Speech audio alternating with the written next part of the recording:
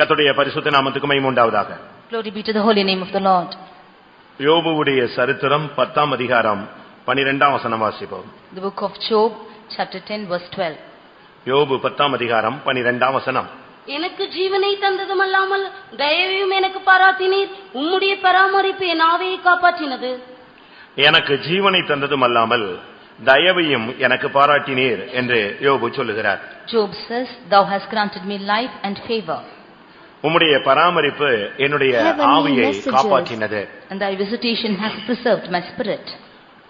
ஆண்டவருடைய தயவு அவருக்கு எவ்வளவு காணப்பட்டது என்பதை நாம் இதிலே விளங்கிக் கொள்ள முடியும். We can understand from this verse that how much of favor he received from the Lord. கர்த்தர் அவருக்கு ஜீவனை தந்தார், தயவையும் பாராட்டினார்.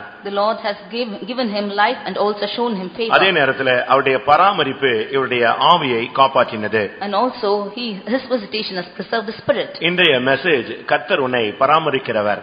Today's message is the Lord is preserving you. ஆண்டவர் உன்னை பராமரிக்கும் தேவன். The Lord is visiting you.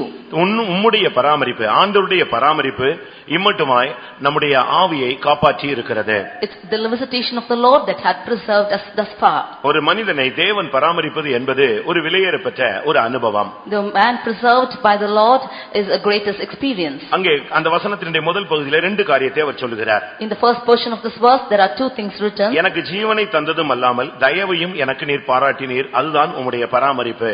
Thou hast not only granted me life but also should favor, that is his visitation. இன்னைக்கு உலகத்திலே எல்லாருக்கும் ஜீவன் இருக்கிறது, ஆனால் ஆண்டவருடைய தயவு கிடையாது. Today there is life in all the people of the world, but there is no favor of the Lord. ஆனால் தேவனுடைய ஜனங்களுக்கு ஜீவனை தந்ததும் அல்லாமல் கர்த்தர் தயவையும் பாராட்டி வருகிறார். But for the people of God, the Lord not only grants his life but also shows favor. ஆம், கடந்த வருஷங்களிலும் சரி, என்னை கொண்டு வந்த பாதைகளிலும் சரி, கர்த்தர் எனக்கு தயவை பாராட்டினார் என்று சொல்லுகிறவர்கள் கரங்களை உயர்த்தி ஒரு அல்லேலூயா சொல்லுவோம். அது ஒரு மனிதனுக்கு அந்த பாதையிலே அனுபவித்தால் தான் அதனுடைய ருசி தெரியும். Only when a man is experiencing that in his life he can know the taste of it. அவனுக்கு அந்த தயவு என்பது அது ஒரு விலையேற பெற்ற ஒரு அனுபவம். The favor is a valuable experience. உலகத்திலே நாம் எவ்வளவு நாள் வாழுகிறோம் என்றல்ல, எவ்வளவு நாள் கர்த்தருடைய தயவிலே வாழ்ந்தோம் என்பதுதான் மிகவும் முக்கியம்.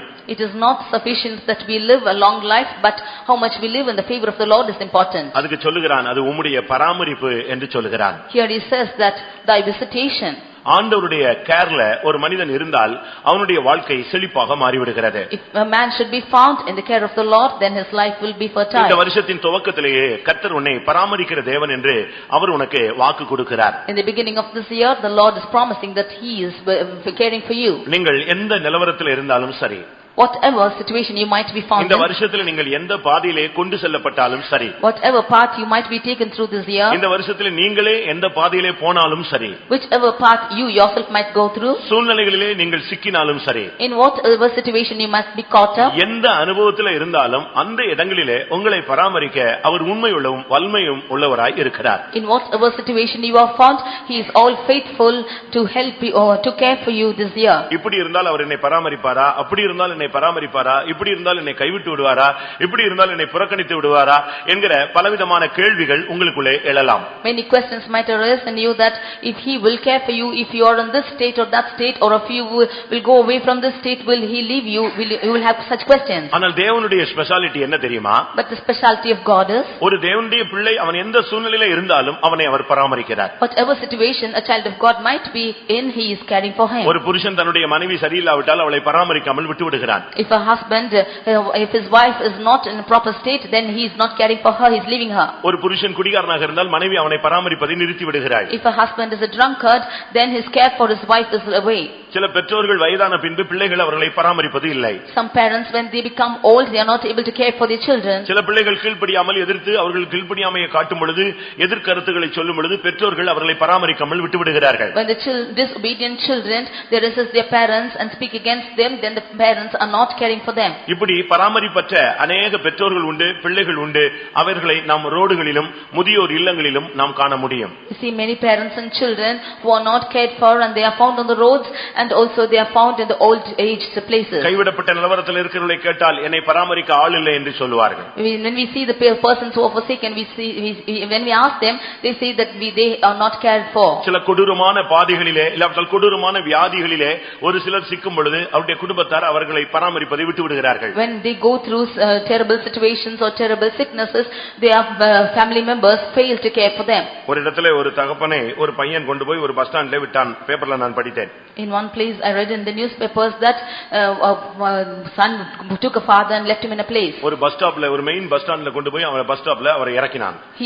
He dropped him in the bus stop. அவர் இறங்கின உடனே கத்தினார். He shouted as he got down. தம்பி என்னை விட்டுட்டு போயிராத, தம்பி என்னை விட்டுட்டு போயிராதன்னு. ஆனா அந்த பையன் அப்படியே டூ வீலர்ல இருந்து அவரை கீழே தள்ளி இறக்கி விட்டுட்டு உடனே வண்டியை ஸ்டார்ட் பண்ணிட்டு போயிட்டான். He shouted and that father shouted, son, don't let me go alone and go, but he refused that and he pushed him off from the vehicle and went off. Our கத்துனாரா? He shouted. பேப்பர்ல அப்படியே போட்டுருக்கான். It was written like உடனே that. அங்க இருந்த ஜனங்க எல்லாம் ஓடி வந்து என்னன்னு கேட்டாங்க. All the neighboring people came and asked what? ஏன் இப்படி தள்ளி விட்டுட்டு போறான், யார் அவன் கேட்டாங்க. Why did he push off like this? Who is he, they asked. அப்ப அவங்க சொன்னாரு, என் பையன் தான் என்னை தள்ளி விட்டு போறான்னு சொன்னாரு. Then he said, it's my son who is pushing me and going. ஏன் கேட்டாங்க. They asked him why. பையன் வீடு எங்க இருக்குன்னு கேட்டாங்க. They asked him where is the son's house. என் பையன் வீடு தெரியாது, எனக்கு விவரம் தெரியாது, நான் ஊர்ல இருந்து வந்திருக்கிறேன், ஏன் வந்தேன்னு சொல்லிட்டு என்னை வந்து இப்படி இறக்கி விட்டு போயிட்டான், எனக்கு ஊருக்கு போறதுக்கும் வழி தெரியாது, எந்த இதுவும் கிடையாது, என்னை அனாதையா ரோட்ல விட்டு தள்ளி விட்டு போறான். இதுதான் இன்றைய உலக சமுதாயத்தினுடைய நிலவரம். He said that I came from another place. I do not know where my son's house is. I do not know the whereabouts at here, and I do not know how to go back. And this is the situation what is prevailing today. ஆனால் நம்முடைய தேவன் அப்படிப்பட்டவர் அல்ல. But our God is not so. வேதத்திலே பார்க்கும் பொழுது தம்முடைய ஜனங்களை எந்தெந்த சூழ்நிலைகளிலே அவர் எந்தெந்த விதங்களில் அவர் பராமரித்து இருக்கிறார். In the word of God we see as to how he has cared for the people in the word of God. இங்கே யோபுனுடைய நிலவரம் மிகவும் பரிதபிக்கப்படத்தக்க ஒரு நிலவரம். Here Job's state was a pathetic state. அவனுக்கு வசதி இருந்தது. He had all facilities. எல்லா வசதியும் போய்விட்டது. But all his facilities have gone. ஒரு அருமையான அரண்மனை போன்ற ஒரு வீடு இருந்தது. He had a house like a palace. அது விடிந்து நொறுங்கி போய்விட்டது. And that was destroyed. அழகான 10 பிள்ளைகள் இருந்தார்கள். He had beautiful 10 children. ஒரே நேரத்தில் அவர்கள் மரித்து விட்டார்கள். At a time all of them had died. ஒரு மனைவி இருந்தாள். He had a wife. அவள் இவனை வெறுத்தாள். She hated him. ஏன் உயிரோடு இருக்கிறாய், நீ தேவனை தூஷித்து ஜீவனை விடு என்று சொன்னாள். She said, why should you live till now?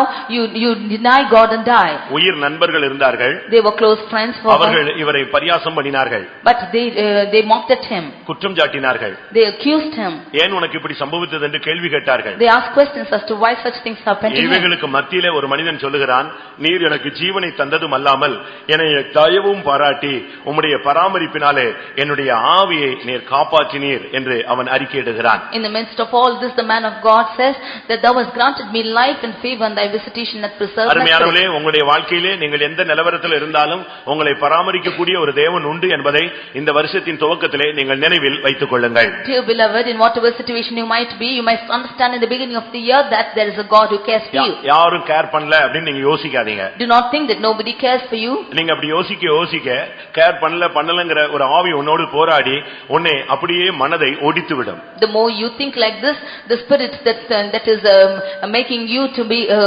acquainted by yourself saying that nobody cares for you. நீங்கள் எதிர்பார்க்கவே கூடாது.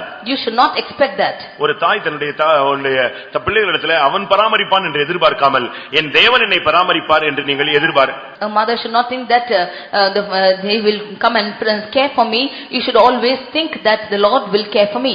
நீங்கள் மனுஷன் உங்களை பராமரிப்பான் என்ற எதிர்பார்ப்பில் நீங்கள் இருந்தால் அது கிடையாத பட்சத்தில் நீங்கள் ஏமாந்து போவீர்கள். If you expect man to care for you and when you don't get that, you will be always be amazed. ஒன்றை நீங்கள் புரிந்து கொள்ள வேண்டும், எல்லா சூழ்நிலையில் நான் எந்த நிலவரத்தில் இருந்தாலும் என்னை நேசிக்கிறவர் என்னை பராமரிக்கிறவர் ஒருவர் உண்டு என்பதில் மாத்திரம் நீங்கள் நிச்சயம் உள்ளவர்களாய் உங்கள் வாழ்க்கையை அவருடைய கரத்திலே கொடுத்து விடுங்கள். At all times you should be sure that the Lord is caring for you and surrender your life in his hands. ஒரு குடும்பத்திலே ஒரே ஒரு பெண் இருந்தாள். In a house there was only one child, one girl. அவளுக்கு வெளிநாட்டிலே வாழ்க்கை கிடைத்தது, அவள் போய் விட்டாள். She was married in the foreign country and she went off. இப்பொழுது அந்த தகப்பன் மரித்து விடுகிறார். And the father expired. அந்த தாய் ஒரு தனி மரமாக மாறுகிறாள். And the mother was alone. அந்த பிள்ளைக்கு உங்களை வந்து கூட்டிட்டு போக முடியாது. But the girl could not come and take her mother. அவளுக்கு அங்கிருந்து இங்க வர முடியாது. She could not come from there till here. இங்க சொந்தங்கள் உண்டு. She had all the relatives. வசதிகள் உண்டு. She had all facilities. ஆனா அவங்க யாருமே இவங்களுக்கு கை கொடுக்கவில்லை. But nobody gave hand for them. எல்லாரும் புறக்கணித்தார்கள். They just put off them. அவங்க ஒண்ணுமில்லாதவர்கள் அல்ல. They were not people who did not have anything. எல்லா வசதிகளும் உண்டு, ஆனாலும் பொறாமையினாலே அவர்கள் கைவிட்டார்கள். Having all facilities, because of jealousy they were forsaken. ஆனால் தேவன் அவர்களை பராமரித்து பாதுகாத்து வருகிறார். But the Lord is caring for them. அதனால நீங்கள் தேவனுடைய பராமரிப்பை மட்டும் எதிர்பாருங்கள். எந்த சூழ்நிலையிலும் அவர் உங்களை பராமரிக்கிறவர். You expect the care of the Lord alone, and at any situation he will care for you. நீங்க எதையோ ஒன்றை எதிர்பார்த்து அவன் செய்வான், அவ செய்வா, இவன் செய்வான், இவங்க செய்வாங்க, இப்படி நீங்க எதிர்பார்த்து செயல்படும் பொழுது அந்த எதிர்பார்ப்பை சத்துரு உடைத்து விடுகிறான். அப்பொழுது நீங்கள் வஞ்சிக்கப்பட்ட நிலவரத்திலே துக்கப்படுகிறீர்கள். When you expect somebody else to do for you that he or she will do such things for you, then you are not receiving it, and Satan is deceiving you and you are vexed. வேதத்திலே தம்முடைய ஜனங்களை இல்லாவிட்டால் மற்றவர்கள் எப்படி எப்படிலாம் பராமரித்தார்கள் என்பதை கொண்டு கர்த்தர் நம்மோடு இடைபட விரும்புகிறார். In the word of God, the Lord wants to deal with us as to how the others have been caring for one another. நான் மறுபடியும் சொல்லுகிறேன். Again I repeat. உங்களுடைய வாழ்க்கையிலே நீங்கள் தேவனுடைய பராமரிப்பை மாத்திரம் எதிர்பாருங்கள். In your life you only have to expect the caring of the Lord. நீங்க மற்றபடி அதாவது நீங்கள் குடும்பத்தை நீங்கள் எதிர்பார்த்து, பிள்ளைகளை எதிர்பார்த்து, பெற்றோர்களை எதிர்பார்த்து, இப்படி நீங்க உலக நண்பர்களை எதிர்பார்த்து நீங்கள் அப்படி போகும் பொழுதுதான் உங்களுக்கு பலவிதமான துக்கங்களும் வேதனைகளும் ஏமாற்றங்களும் உங்களுக்கு கிடைக்கிறது. When you expect your family members, your children, your parents and your relatives and friends to come and help you, and you lose it, then you are found that in a deceived state. ஆதியாகமம் 45ஆம் அதிகாரத்தை பார்க்கும் பொழுது Genesis chapter 45, அங்கே ஒரு பஞ்சத்தின் சூழ்நிலையை நாம் பார்க்கிறோம். we see a state of famine. 7 வருஷம் கொடிய பஞ்சம் அங்கே கானானை சந்தித்தது. 7 years a terrible famine came and met the land of Canaan. கானான் இல்லாவிட்டால் எகிப்து எல்லா பகுதிகளையும் சேர்ந்து அந்த பஞ்சம் தாக்குகிறது. Then the famine was meeting the land of Canaan and Egypt. ஒரு நிர்பந்தமான சூழ்நிலைக்கு தேவனுடைய பிள்ளைகளும் புறஜாதிகளும் போகிறார்கள். The people of God and the people of the world were set to a different situation. ஜனங்களுடைய பணம் எல்லாம் கரைந்து கொண்டே இருக்கிறது. And all the money of the people were always just drawing out. அவங்களுடைய வசதிகள் எல்லாம் குறைந்து கொண்டே இருக்கிறது. All the facilities were decreasing. நன்மைகள் எல்லாம் போய் கொண்டே இருக்கிறது. All the goodness were decreasing. நாட்கள் போக போக ஜனங்கள் மிகவும் நிர்பந்தமான நிலவரத்துக்கு வந்து விட்டார்கள். As the days went, the people were set to a desperate state. இந்த நேரத்திலே யாக்கோபும் கூட பரிதபிக்கப்படத்தக்க ஒரு நிலவரத்திலே போய் கொண்டே வருகிறார். At such a situation, Jacob also went to a desperate situation. அவனுடைய குடும்பத்திலும் அந்த பஞ்சத்தினுடைய தாக்கம் இருந்தது. Even in his family there was an attack of famine. 7 வருஷம் உழவும் கிடையாது, அறுப்பும் இல்லாமல் பஞ்சம் இருந்தது. 7 years there was neither sowing or harvest. எப்படி இருக்கும்னு யோசிச்சு பாருங்க. Just think as to how that will be. யாக்கோபு தன்னிடத்திலிருந்து பணத்தை கொடுத்து அங்கே போய் எகிப்திலிருந்து பொருளை வாங்கி வரும்படியாக பிள்ளைகளை அனுப்புகிறார். Jacob sent his children, giving them money to get food for money. ஆனாலும் கூட அந்த இது போதுமானதாக இல்லை. But that was not sufficient for them. மறுபடியும் பணத்தை கொடுத்து அனுப்புகிறார். Again he gave money and sent them. இந்த நேரத்தில் தான் அங்கே யோசேப்பு தன்னை வெளிப்படுத்துகிற ஒரு சூழ்நிலை. It was at this situation that Joseph revealed himself. கடந்த வருடத்திலே இல்லாத ஒரு பராமரிப்பை கர்த்தர் இந்த வருஷத்திலே உனக்கு வாக்கு பண்ணுகிறார். The Lord is promising a care which you did not have the last year. கடந்த வருஷத்திலே நீ பலவிதமான வறுமையின் பாதையிலே நீ போயிருக்கலாம். You had gone through a lot of path of poverty last year. பல பஞ்சங்கள் உன்னை சந்தித்திருக்கலாம். Many famines would have come across your way. உன்னுடைய தொழில் தடை. In your business there's a hindrance. ஒரு வறுமையின் ஆவி உன் குடும்பத்தோடு போராடினது. A spirit of poverty is struggling with your family. ஒரு தரித்திரத்தின் ஆவி உன்னோடு போராடினது. A spirit of poverty is struggling with you. நீ எவ்வளவோ பிரயாசப்பட்டு அதிலிருந்து மீட்கப்படும்படியாக வாஞ்சித்தாய். How much ever you urged for, you wanted to get rid of it. ஆனால் இந்த வருஷத்தின் துவக்கத்திலே கர்த்தர் உனக்கு என்ன சொல்லுகிறார்? But in the beginning of this year what does the Lord say? நீ யோசேப்புக்கு பக்கத்திலே வந்தால் கர்த்தர் உனக்கு ஒரு சரியான வறுமை வராதபடி ஒரு பராமரிப்பை உனக்கு தருகிறார். If you come near Joseph, then you will have a preservance and a care wherein you will not be affected by famine. பரிசுத்தத்திலே நீ இந்த வருஷத்தின் துவக்கத்திலே காலெடுத்து வைத்தால் இந்த வருஷம் உனக்கு வறுமை வராதபடி கர்த்தர் உன்னை பராமரிப்பார். If you would take your step towards holiness, then the Lord will not admit a famine in your life this year. ஆதியாகமம் 45ஆம் அதிகாரம் 10ஆம் வசனமும் 11ஆம் வசனமும் வாசிக்கலாம். Genesis 45 chapter 10 and 11. நீரும் உம்முடைய பிள்ளைகளும் அவர்களுடைய பிள்ளைகளும் உம்முடைய ஆடு மாடுகளோடும் உமக்கு உண்டாயிருக்கிற யாவற்றோடும் கோசேன் நாட்டில் வாசம் பண்ணி என் சமீபத்தில் இருக்கலாம். உமக்கும் உம்முடைய குடும்பத்தாருக்கும் உமக்கு இருக்கிற யாவற்றுக்கும் வறுமை வராதபடிக்கு அங்கே உம்மை பராமரிப்பேன். உமக்கும் உம்முடைய குடும்பத்தாருக்கும் உமக்கு இருக்கிற யாவற்றிற்கும் வறுமை வராதபடிக்கு அங்கே உம்மை பராமரிப்பேன். I will care for you and your children and in the land of Goshen. இங்கே என் சமீபத்திலே வந்து நீங்கள் வாசம் பண்ணலாம். You can come near and dwell near me. கர்த்தருடைய பரிசுத்த நாமத்துக்கு மகிமை உண்டாவதாக. Glory be to the holy name of the Lord. இந்த வருஷத்துல கர்த்தர் உங்களுக்கு வறுமை வராதபடி உங்களை பராமரிக்கிற தேவனாக முதலாவது உன்னோடு இடைபட விரும்புகிறார். This year the Lord wants to intervene with you as a God that will not admit poverty in your life. கடந்த வருஷத்துல சில மரணங்கள் வந்திருக்கலாம். There might be many deaths which occurred last year. பல நஷ்டங்கள் வந்திருக்கலாம். Many losses would have taken place. பல பரியாசங்கள் நிந்தைகள் உனக்கு அனுமதிக்கப்பட்டிருக்கலாம். You might have been gone through many reproach and shame. ஆனால் அவைகளில் நீ அழிந்து போகாமல் உனக்கு தயவை பாராட்டி அவருடைய பராமரிப்பு உன்னுடைய ஆவியை காப்பாற்றி இந்த புதிய வருஷத்திலே ஜீவனோடு உன்னை கொண்டு வந்து நிறுத்தி இருக்கிறது. In the midst of all this, that you might not be destroyed, he has preserved your life, and in this new year he has brought you and kept you in this year. இந்த வருஷத்திலே உனக்கு வறுமை வராதபடி நான் உன்னை பராமரிப்பேன் என்று கர்த்தர் உனக்கு வாக்கு கொடுக்கிறார். This year the Lord is promising you that he will not admit poverty. அன்றைக்கு யோசேப்பின் மூலமாக இந்த ஒரு வார்த்தை ஒரு வாக்குத்தத்தம் போல அந்த சந்ததிக்கு கிடைத்தது. In those days it was a promise given through Joseph to that inheritance. நீங்கள் இங்கே வந்தால் என் சமீபத்திலே நீங்கள் இருக்கலாம். If you should come near me, then you can be near me. பரிசுத்தத்தோடு நீங்கள் நெருங்கி வரும் பொழுது, when you come closer to holiness, பாவம் இல்லாத ஜீவியத்தோடு நீங்கள் வரும் பொழுது, if you could come to a life wherein without sin, உங்களுடைய வாழ்க்கையிலே சுத்தமான ஒரு வாழ்க்கை வரும் பொழுது, if you would come to a life of purity, ஒரு தெய்வீக வாழ்க்கையை நீங்கள் வாஞ்சிக்கும் பொழுது, if you would desire for a godly life, உங்களை வறுமை வராதபடி பராமரிக்கிற தேவனாக அவர் உனக்கு வாக்கு பண்ணுகிறார். then he as a God who will preserve you from poverty, he is promising you. உன்னுடைய முதலாவது இந்த வருஷத்திலே உன்னை முதலாவது பராமரிக்கும் தன்மை வறுமை வராதபடி உன்னை தேவன் பராமரிக்க வாஞ்சிக்கிறார். This year firstly he desires to preserve you from poverty. ஆனால் நீ யோசேப்பின் சமீபத்திலே இருக்க வேண்டும். Therefore you should come nigh to Joseph. பாவமில்லாத ஜீவியத்தை நீ பழக வேண்டும். You should practice a life without sin. குற்றமில்லாத ஒரு வாழ்க்கைக்குள்ளே நீ அடி எடுத்து வைக்க வேண்டும். You should take your step to a life without fault. தேவனுக்கு முன்பாக நான் பாவம் செய்வது எப்படி என்கிற ஒரு கேள்வி உனக்குள் இருந்து கொண்டே இருக்க வேண்டும். You should have a question as to how I can sin before God. தேவனுக்கு விரோதமா நான் எப்படி பாவம் செய்ய முடியும், பாவம் செய்ய மாட்டேன் என்கிற ஒரு தீர்மானம் இருந்தால் உன்னுடைய வாழ்க்கையிலே வறுமை வராதபடி தேவன் உன்னை பராமரிக்க அவர் உண்மை உள்ளவராக இருக்கிறார். If you have a decision in your life, how can I sin before the Lord, and you make a decision in your life, then the Lord will preserve you from poverty. எத்தனையோ வருடம் யோசேப்பு அவனுடைய கண்களுக்கு தென்படவே இல்லை. For many years Joseph was not found in their eyes at all. யோசேப்பை குறித்த ஒரு சிந்தை இருந்தது. They had a mind of Joseph. யோசேப்பை குறித்த ஒரு வேதனை இருந்தது. They had the greatness of Joseph. ஆனால் பார்ப்போம் அங்கே போய் வாசம் பண்ணுவோம் அப்படி ஒரு வாழ்க்கை உண்டு என்று அவன் கனவில கூட சிந்திக்கவில்லை. But even in their dream they did not think that they will go and see Joseph and be with him. அதுபோல It's like this. பரிசுத்தம் என்கிற ஒரு சிந்தை உனக்குள்ள இருந்தது. You had a thought of holiness in you. பாவமில்லாத ஒரு வாழ்க்கை வாழ வேண்டும் என்கிற ஒரு எண்ணம் இருந்தது. You had a thought of a life without sin. அப்படிப்பட்ட ஒரு வாழ்க்கையை பயிற்சிவிக்க முடியவில்லையே என்கிற ஒரு துக்கம் உனக்குள்ள இருந்தது. You had a sorrow in your heart that you could not exercise such a life. ஆனால் அப்படிப்பட்ட ஒரு வாழ்க்கை உனக்கு கனவாகவே இருந்தது. But that life was a dream for you. ஆனால் இந்த வருஷத்துல கர்த்தர் உனக்கு செய்ய போற காரியம் என்ன? But this year what does the Lord is going to do for you? பரிசுத்தத்தோடு உன்னால் வாழ முடியும். You can live a life with holiness. பரிசுத்தமாய் ஜீவிக்க முடியும். You can live a holy life. அப்படிப்பட்ட ஒரு வாக்குத்தத்தமும் உனக்கு கொடுத்து ஒரு நிச்சயத்தையும் கொடுத்து அதை பரிசுத்தத்தை உன்னுடைய வாழ்க்கையில அனுபவபூர்வமாக அனுபவிக்கக்கூடிய ஒரு தன்மையை கர்த்தர் கட்டளையிடுகிறார். With such a promise and surety the Lord is going to admit this holiness, that you might live a life of holiness this year. இரண்டு விதமான வறுமை.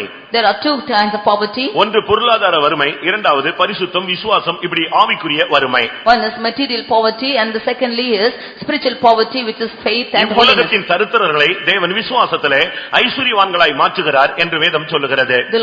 The word of God says that the Lord makes those who are poor in this world as a rich in the spiritual life. இந்த உலகத்திலே தரித்திரர்களாய் எண்ணப்பட்டவர்களை அவர் விசுவாசத்திலே ஐஸ்வரியவான்களாய் மாற்றுகிறார். The Lord makes the poor in this world rich in faith.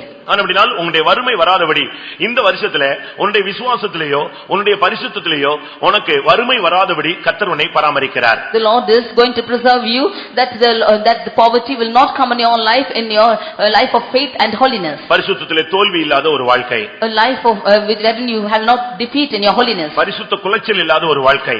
In the life where you will not profane holiness.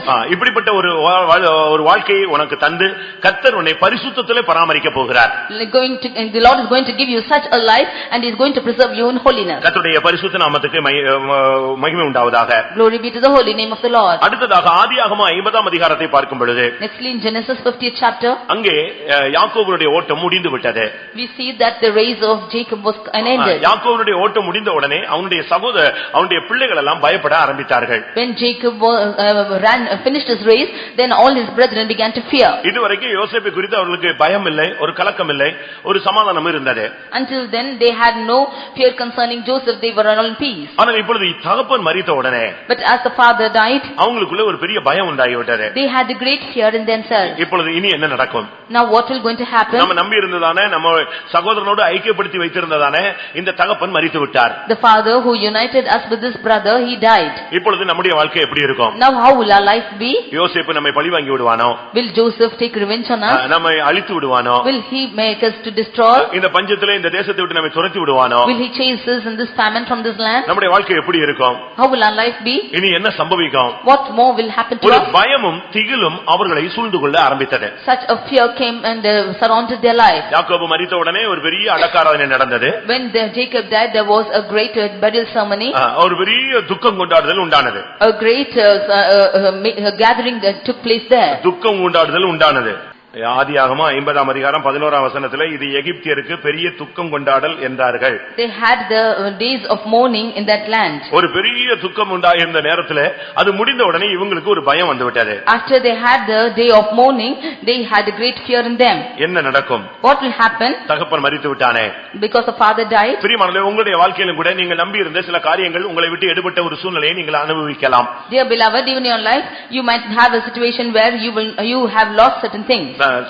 சகோதரன் இல்லையே, in the midst of your brethren, தாய் இல்லையே, that your mother is not there, தகப்பன் இல்லையே, that you have no father, நமக்கு உதவி செய்வார் இல்லையே, that you have nobody to help you, யாராவது நம்ம பழி வாங்கிடுவாங்களோ, will anybody take revenge on us, ஏதாவது நம்முடைய வாழ்க்கையில தீங்கு நடந்துருமோ, without my knowledge will any wrong happen to me, இதுவரைக்கும் அவங்க இருந்தாங்க நமக்கு பிரச்சனை இல்லாம இருந்துச்சு, இனிமே நமக்கு பிரச்சனை வந்துருமோ, all these days they were alive and we had no problems, will any problems face us anymore? இப்படிப்பட்ட ஒரு நியாயமான பயம் யாக்கோபின் சகோதரர்களுக்கு, யாக்கோபினுடைய பிள்ளைகளுக்குள்ளே வந்தது. Such a justful fear came into the children of Jacob. அவங்க எல்லாரும் உடனே ஒரு ஆளை கூப்பிட்டு யோசேப்பினிடத்தில் ஆள் அனுப்பி விட்டார்கள். Immediately they called the person and sent him to Joseph. ஏதாவது நாங்கள் செய்தது தவறா இருந்தாலும் மன்னிச்சிரணும். Even if we have any fault, you should forgive us. நாங்கள் அப்படி செய்து விட்டோம். We have committed like this. நாங்கள் அப்படி செய்திருக்க கூடாது. We have done this wrong, we should not have done it. நாங்கள் செஞ்சதை மன்னிச்சிரணும்னு சொன்னாங்க. You should forgive us for this. ஆனா அவன் சொன்னான், உடனே அவன் அழ ஆரம்பிச்சிட்டான். Immediately he began to cry.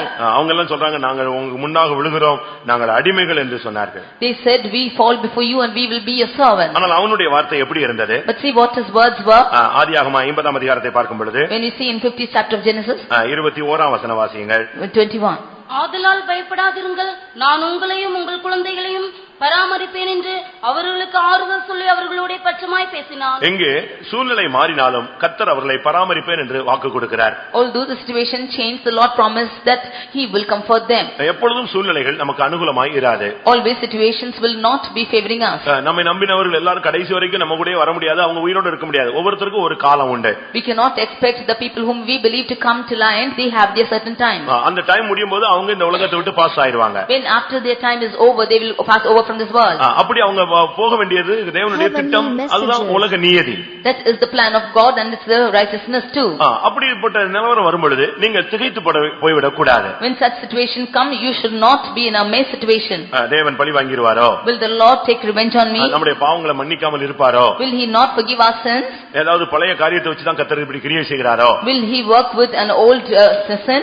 இப்படிப்பட்ட கேள்விகள் உங்களுக்குள்ள எழலாம். But such questions might arise in you. ஆனால் அங்கே யோசேப்பு என்ன சொல்லிவிட்டான் தெரியுமா? But you know what Joseph said? நான் உங்களையும் பராமரிப்பேன். I will nourish you. உங்களுடைய குழந்தைகளையும் நான் பராமரிப்பேன். I will nourish you little ones. இதுதான் தேவனுடைய வார்த்தை. This is the promise of God. நீங்க உங்க பிள்ளைகளை குறித்து நீங்க பயப்பட வேண்டிய அவசியம் இல்ல. உங்களை விட அதிகமா கேர் எடுத்துக்கொள்ளக்கூடியவர் தேவனாக இருக்கிறார். You need not take care more of your children because more than you the Lord cares for you them. இப்ப ஃபாரின்ல ஒரு பிள்ளை படிக்குது, பெற்றோர்கள் இங்க இருக்காங்க, அந்த பிள்ளையை பராமரிக்கிறது யாரு? தேவன் தான் பராமரிக்கிறார். When a child is studying in foreign country, then the care of the Lord is upon her, not her parents. தேவனுடைய பராமரிப்பில நாம் இருக்கும் வரை நமக்கோ நம்முடைய பிள்ளைகளுக்கோ எந்த பாதிப்பும் உண்டாகாது. As long as we are in the care of the Lord, then for us or for our children there will be no harm. இவங்க நினைச்சாங்க தீமைக்கு தீமை சம்பவிச்சு விடுமோன்னு. They thought that evil will happen for evil. ஆனா கர்த்தர் சொல்ற, அந்த யோசேப்பு சொல்றான், தீமையை கர்த்தர் நன்மையாய் முடிய பண்ணினார். But Joseph says that the Lord had converted considered evil for good. கடந்த வருஷத்துல உங்களுக்கு தீமையாக பல காரியங்கள் நடந்திருக்கும்.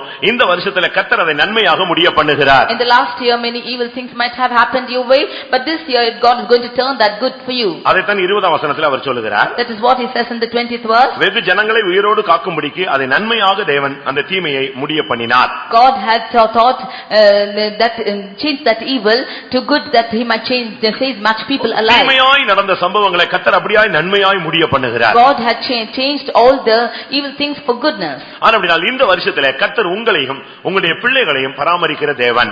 Therefore the Lord is going to preserve you and your children this year. உன்னுடைய அக்கிரமத்தை கவனியாமல், that he might not consider your transgression. வேதத்தில் சொல்லியிருக்கிறது, நம்முடைய அக்கிரமத்தை கவனித்தால் நாம் எல்லாம் நிலைநிற்க கூடாதவர்கள். If we should consider our wickedness, then we cannot stand before him. எங்களுடைய அக்கிரமத்தை நீ நினைத்திருப்பீரானால் யார் நிலைநிற்பான் ஆண்டவரேன்னு ஒரு மனுஷன் கேட்கிறான். One man of God says, if you should consider our transgressions, who will stand before you, Lord? ஒரு சின்ன பிரச்சனை உடனே நம்முடைய அக்கிரமத்தினுடைய அடின்னு நீங்க எடுக்க கூடாது. தேவன் நடத்துகிற பாதை என்று நீங்கள் எடுத்துக்கொள்ளுங்கள். If you have a small problem with you, then you should not take your transgressions, but you take your step in the path of the Lord. மனுஷன் தான் தீமைக்கு தீமை செய்வான். A man will do evil for evil. ஆனால் தேவன் தீமைக்கு நன்மையாய் செய்கிற தேவன். But the Lord will do good for evil. அதை நீங்கள் விசுவாசிக்க வேண்டும். You should believe that. தீமையை நன்மையினால் வெல்லு என்று ஒரு விசுவாசிக்கு சொன்ன தேவன் தீமை செய்தவனுக்கு தீமை செய்வாரா? For a believer, God says that you should overcome evil with good. Will he do evil for evil? தேவன் ஒருபோதும் தீமை செய்கிறவர் அல்ல. The Lord will never do evil. அவர் பொல்லாங்கினால் ஒருவரையும் சோதிக்கிறவரும் அல்ல. He never tests any man with evil. இது கடந்த வருஷத்துல நீங்கள் தீமை செய்திருக்கலாம். In the last year you might have done evil. இல்லாவிட்டால் தீமை உங்களுடைய வாழ்க்கையிலே அனுமதிக்கப்பட்டிருக்கலாம். Or evil might have been admitted in your life. நீங்க அதை நினைச்சு அதனுடைய தாக்கம் இந்த வருஷத்திலும் இருக்கும் என்று நீங்கள் பயப்பட வேண்டாம். அதனுடைய தாக்கம் நமக்கும் நம்முடைய சந்ததிக்கும் வந்துவிடுமோ என்று நீங்கள் யோசிக்க வேண்டாம். So this year you need not fear whether that evil will proceed and follow us for me and my children this year. இந்த வருஷத்துல கர்த்தர் அதை அப்படியே மாற்றி கடந்த வருஷத்துல ஏற்பட்ட தீமை எல்லாம் கர்த்தர் நன்மையாக முடிய பண்ணுகிறார். God is going to change all the evil things which happened to you last year, and all the evil he will turn to good. அப்படி நன்மையாக முடிய பண்ணினால் அதனுடைய விளக்கம் என்ன? What is the count that he will turn the evil to good? ஆண்டவர் நன்மையாக முடிய பண்ணுகிறார்னு சொன்னா இந்த வருஷத்துல உங்களையும் உங்களுடைய பிள்ளைகளையும் தேவனே பராமரிப்பார். If he is going to do goodness this year, then he is going to preserve you and your children this year. அவர் பழிவாங்குகிற தேவன் அல்ல. He is not the one who is going to cause confusion. அவர் ஆக்கினை தீர்ப்பு கொடுக்க வேகப்படுகிற தேவன் அல்ல. He is not the one who is going to condemn you. அவர் இரக்கத்திலே ஐஸ்வரியம் உள்ளவராய் இருக்கிறார். He is rich in his mercies. அவருடைய ஆக்கினை தீர்ப்பு கொடுக்கணும்னா போன வருஷத்திலே நம்ம அழிச்சிருக்கலாம். If he should have condemned you, he should have destroyed you last year. ஆனால் தேவன் என்ன செய்தார் தெரியுமா? But you know what has God done? நமக்கு நம்ம மேல இரக்கமுள்ளவராக இருந்தார். He has been merciful on us. அவர் பொறுமையுள்ளவர் அல்ல, நீடிய பொறுமையுள்ளவராய் இந்த வருஷத்துல நம்மை கொண்டு வந்திருக்கிறார். He is not only patient, as a long suffering God he has brought us this year. கடந்த வருஷத்துல தீமைகள் அனுமதிக்கப்பட்டது. இந்த வருஷத்துல தீமையை நன்மையாக மாற்ற பண்ணி உன்னையும் உன்னுடைய பிள்ளைகளையும் அவர் பராமரிக்க போகிறார். Last year evil was admitted in your life, but this year he is going to convert that evil for good, and he is going to preserve you and your children. கர்த்தருடைய பரிசுத்த நாமத்துக்கு மகிமை உண்டாவதாக. Glory be to the holy name of the Lord. இரண்டாம் சாமுவேலிலே நாம் பார்க்கும் பொழுது, when we read in 2 Samuel 19ஆம் அதிகாரத்திலே chapter 19, அங்கே தாவீது தன்னை வனாந்தர பாதையிலே ஒருவன் பராமரித்தான் என்று சொல்லுகிறான். we see of David saying that one man saved him in the path of wilderness. தாவீது ஒரு சூழ்நிலையிலே வனாந்தரத்திலே ஓடி போனான். In a situation David ran into the wilderness. அரண்மனையிலே சுகபோக வாழ்வு வாழ்ந்து கொண்டிருந்தான். He lived a luxurious life in the palace. ஆனால் அப்சலோம் அவனுக்கு சொந்த மகனே அவனுக்கு விரோதமாக எழும்பி விட்டான். But he had an enemy which rose against him. அவனுடைய சொந்த மகனே அப்சலோமே அவனுக்கு விரோதமாக எழும்பி விட்டான். But his own son Absalom rose against him. அப்பொழுது அவன் வெறுங்காலால் நடந்து போனான். அதாவது செருப்பு கூட போடுறதுக்கு அவனுக்கு டைம் கிடைக்கல. At that time he walked on in his bare feet. அப்படியே தலையை முகத்தை மூடிக்கொண்டு அழுது கொண்டே அவன் வெறுங்காலால் அந்த ஒலிவ மலையிலே ஏறி போனான். He closed his face and he covered his face and he walked with bare feet on the Mount of Olives. வனாந்தரங்களிலே ஒரு கௌதாரியை போல அலைந்தான். He walked as a dove in the wilderness. அப்படிப்பட்ட ஒரு சூழ்நிலையில அவன் போன பொழுது, when he went through such situation, எல்லாரும் நினைத்தாங்க இவன் எவ்வளவோ கஷ்டப்படுவான்னு நினைத்து. all of them thought how much he is suffering. அவன் போனது உண்மையாகவே வனாந்தரமான ஒரு பாதை. It's true that he had gone through the path of wilderness. சாப்பாட்டுக்கு ஒண்ணுமே எடுக்கல. He had nothing to eat. குடிக்க ஒண்ணுமே எடுக்கல. Nothing to drink. வழியில சாப்பிடுறதுக்கு ஏதாவது ஒரு ஸ்நாக்ஸ் கூட எடுக்கல. He did not take any snacks to eat on the way. படுக்கிறதுக்கு ஒரு பாய் கூட எடுக்கல. He did not take a mat to lie down. அப்படி ஒரு நிர்கதியான ஒரு சூழ்நிலையில தான் அவன் அரண்மனையை விட்டு இறங்கி ஓடி ஓடுகிறான். In such a situation he fled from the palace. ஆனால் தேவன் என்ன செய்தார் தெரியுமா? But you know what God has done? அவனுடைய வாழ்க்கையில கர்த்தர் அற்புதமான ஒரு கிரியையை நடப்பித்தார். God has done a miraculous thing in his அதுதான் life. தேவன் பராமரிக்கிறார் என்பதற்கு நான் உங்களுக்கு சொன்னேன். That is what I say God is caring for you. 2 Samuel 19 அதிகாரம் 32 வசனத்தில் தன்னுடைய பராமரிப்பு எப்படி இருந்தது என்று சொல்கிறார். You see in 2 Samuel 19:32 as to how the Lord cared for him. பர்சிலா என்கிற ஒரு மனிதன் மூலமாக தேவன் தன்னை பராமரித்ததாக அவன் சொல்கிறான். He says that the Lord cared and took care for him because through a man called Barzillai. ஆனால் பர்சிலாவின் மூலமாக தேவன் தான் அந்த பராமரிப்பை உண்டு பண்ணி கொடுத்தார். Through Barzillai it was God who took care of him. வாசியுங்கள். பர்சிலா 80 வயது சென்ற கிழவனாயிருந்தான். ராஜா மக்னாயீமிலே தங்கியிருக்கும் மட்டும் அவனை பராமரித்து வந்தான். பாருங்க, ராஜா மக்னாயீமிலே தங்கியிருக்கும் மட்டும் அவன் பராமரித்தான். As long as the king was in the wilderness, he sustained him. அந்த மக்னாயிம் என்கிற ஒரு இடத்துல தான் ராஜா தங்கி இருந்தான். It was in Mahanaim that the king was there. அந்த இடத்துல வைத்து அவனை பராமரித்துக் கொண்டே வந்தான். In that place he sustained him. இது எந்த இடம், எப்படிப்பட்ட ஒரு சூழ்நிலை? In this situation is a dark state. வனாந்தரத்துல என்ன கிடைக்கும்? What will happen in the wilderness? என்ன பாதுகாப்பு இருக்கும்? What is preservance is there? என்ன வசதி கிடைக்கும்? What facility is there? என்ன சுகபோகம் கிடைக்கும்? What luxurious life is there? அது வனாந்தரத்துல ஒரு பாதையாக இருந்தா இவன் ஏற்கனவே அரேஞ்சுன்னு சொன்னா எல்லாத்தையும் எடுத்துட்டு போயிருப்பான். If he had walked in the wilderness already, then he would have taken things like this. அவன் ஏற்கனவே இப்படி ஒரு புரோகிராம் இருக்குன்னு அவன் அரேஞ்ச் பண்ணி இருந்தானா எல்லாம் எடுத்துட்டு போயிருப்பான். If he had such a program already, then he would have taken things. ஆனா இந்த சூழ்நிலைகள் எதிர்பாராம வந்து விட்டது. But this situation is an unexpected ஒரு one. சத்துருவுக்கு பயந்து போகும் பொழுது எல்லாத்தையும் தூக்கிட்டு ஓடுவானா? If he should fear his enemy and go, will he take anything and go? உயிரை கையில பிடிச்சிட்டு ஓடிக்கிட்டு இருந்தான். He is holding his life in his hands and running. ஆனா கர்த்தர் அவன் மேல அபிஷேகம் இருந்தது. அப்படினால் அவனை பராமரிக்க சித்தம் கொண்டார். But his anointing, the Lord's anointing was upon him, and the Lord preserved him. கர்த்தருடைய அபிஷேகம் உன் சிரசில் இருந்தா, வாக்குத்தத்தத்தின் பிள்ளையாய் நீ இருந்தால் அந்த வனாந்தரத்திலும் உன்னை பராமரிக்க கர்த்தர் ஒரு ஏற்பாடை செய்திருப்பார். If you are the Lord's if you were anointed by the Lord and if his hand is upon you, then he will have certain things to preserve you in the wilderness. பாருங்க, அந்த இடத்துல கர்த்தர் அவனை பராமரிச்சாராம். In that place the Lord preserved him. எவ்வளவு அருமையான ஒரு தேவன். What a good God he is. 2 Samuel In 2 Samuel 17 அதிகாரம் 17th chapter 27 28 29ல அவனுடைய பராமரிப்பை நீங்கள் பார்க்கலாம். 27 to 29 we can see his கர்த்தர் எப்படி அவனை பராமரிக்கிறார். How he is preserving him. தாவீது மக்னாயீமிலே சேர்ந்தபோது அம்மோன் புத்திரரின் தேசத்து ரப்பா பட்டணத்தானாகிய சோபி என்னும் நாகாசின் குமாரனும் லோதேபார் ஊரானான அமியேலின் குமாரன் மாகேரும் ரோகேலும் ஊரானும் கிளையாத்தியனுமாகிய பர்சிலாவும் மெத்தைகளையும் கலகங்களையும் மண்பாண்டங்களையும் கோதுமையையும் வார்கோதுமையையும் மாவையும் வறுத்த பயிற்றையும் பெரும்பயிற்றையும் சிறுபயிற்றையும் வறுத்த சிறுபயிற்றையும் தேனையும் வெண்ணெயையும் ஆடுகளையும் பால்கட்டிகளையும் தாவீதுக்கும் அவனோடு இருந்த ஜனங்களுக்கும் சாப்பிடுகிறதற்கு கொண்டு வந்தார்கள். அந்த ஜனங்கள் வனாந்தரத்திலே பசியும் இளைப்பும் தவனமுமாயிருப்பார்கள் என்று இப்படி செய்தார்கள். எப்படி கர்த்தர் பராமரிக்கிறார் பாருங்க. See how the Lord is preserving him. விசுவாச பாதையிலே நீ கர்த்தரை பின்பற்றி அபிஷேகத்தில் நீ நின்றால் கர்த்தர் உன்னுடைய வாழ்க்கை வனாந்தரமாக இருந்தாலும் உன்னை செழிப்பாக கர்த்தர் பராமரிக்க அவர் உண்மையுள்ளவராய் இருக்கிறார். If in this life of faith, if you preserve your anointing and you live a life pleasing for him, then he is going to preserve you in the path of wilderness. அந்த வனாந்தரத்துல எந்த வசதியும் இல்லாத இடத்துல இங்க இவனுக்கு மெத்தை கிடைத்தது. In the place where there was nothing in the wilderness, he got his bed. அவனுக்கு தேன் கிடைத்தது, வெண்ணெய் கிடைத்தது, பால் கட்டி கிடைத்தது.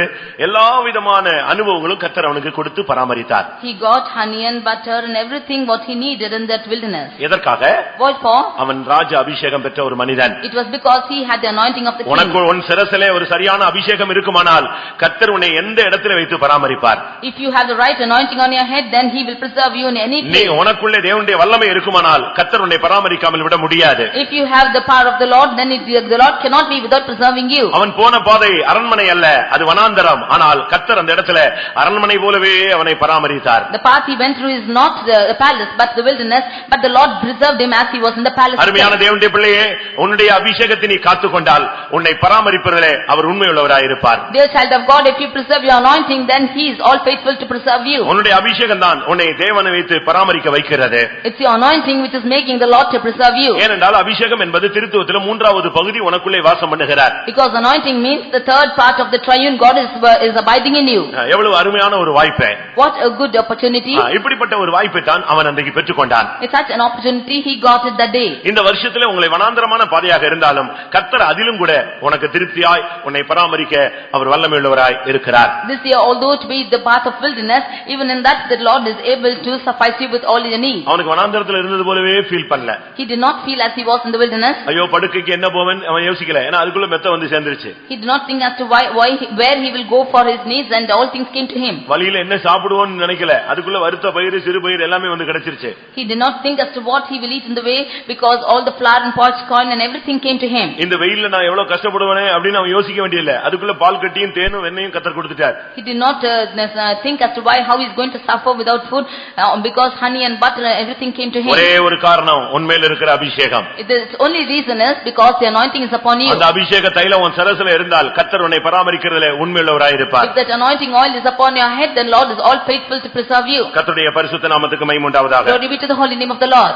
முதலாம் ராஜாக்கள் 17ஆம் அதிகாரத்தை நாம் பார்க்கும் பொழுது, 1 Kings chapter 17 when we read, அங்கே 9ஆம் வசனத்திலே பார்க்கும் பொழுது, verse 9, நீ எழுந்து சீதோனுக்கு அடுத்த சாரிபாத்தூருக்கு போய் அங்கே தங்கியிரு, உன்னை பராமரிக்கும்படி அங்கே இருக்கிற ஒரு விதவைக்கு கட்டளையிட்டேன் என்றார். பாருங்க, இங்கே ஒரு தீர்க்கதரிசிக்கு ஒரு பராமரிப்பு உண்டாகிறது. we see a prophet who is being sustained. தேவனுடைய வார்த்தை ஒரு மனிதனுக்கு இருந்தால், இந்த வருஷத்திலே கர்த்தருடைய வார்த்தை உனக்கு இருந்தால், உன்னை கடைசி வரை கர்த்தர் உன்னை தீர்க்கதரிசியை பராமரிப்பார். If a man has the word of God, if you have the word of God, then the Lord will preserve the prophet this year. தேவனுடைய வார்த்தை இல்லாத மனிதன் எந்த இடத்துல அரண்மனையில் இருந்தாலும் கூட அவனுக்கு பராமரிப்பு கிடைக்காது. A man of God, even if he is in a palace, if he doesn't have the word of God, he has no care for it. கர்த்தருடைய வார்த்தை இல்லாதவன் அரண்மனையில் இருந்தாலும் அவனுக்கு பராமரிப்பு இருக்காது. If a man of God, even if he is in a palace, if he does not have the word of God, then he has no ஆனா sustenance. கர்த்தருடைய வார்த்தை உள்ள மனுஷன் எங்க கிடந்தாலும் அவனுக்கு ஒரு பராமரிப்பு உண்டு. But the man of God, wherever he is, if he has the word of God, he has the sustaining. காகத்தை வைத்து அவனை பராமரித்தார். He preserved him from by ஒரு விதவை, ஒரு காகம். raven.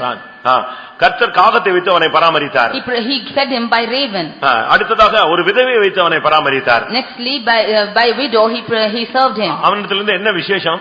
What was his specialty in him? ஏன் அவனை அப்படி பராமரித்தார்? Why was he served like this? அவன் கர்த்தருடைய வார்த்தை உள்ள மனிதன். Because he had the word of God in him. அருமையானவர்களே, தேவனுடைய வார்த்தை உனக்குள்ள இருந்து நீ ஒரு தீர்க்கதரிசியாக கர்த்தருடைய வார்த்தையை வெளிப்படுத்தக்கூடிய ஒரு கருவியாக இருந்தால், நீ எந்த இடத்துல கிடந்தாலும், அந்த கேரித்த ஆற்றங்கரையில கிடந்தாலும், அனாதை போல இருந்தாலும், கர்த்தர் உன்னை பராமரிக்க அவர் உண்மை உள்ளவர். Beloved people of God, if you have the word of God in you, and although you be found as an abandoned person, if you are in the brook chariot, the Lord will come and sustain you. ஒரு விதவையின் மூலமாக கர்த்தர் அவனை பராமரித்து அந்த கேரித்த அவன் சாரிபாத்திலே அவனை அழகாக போஷித்தார்.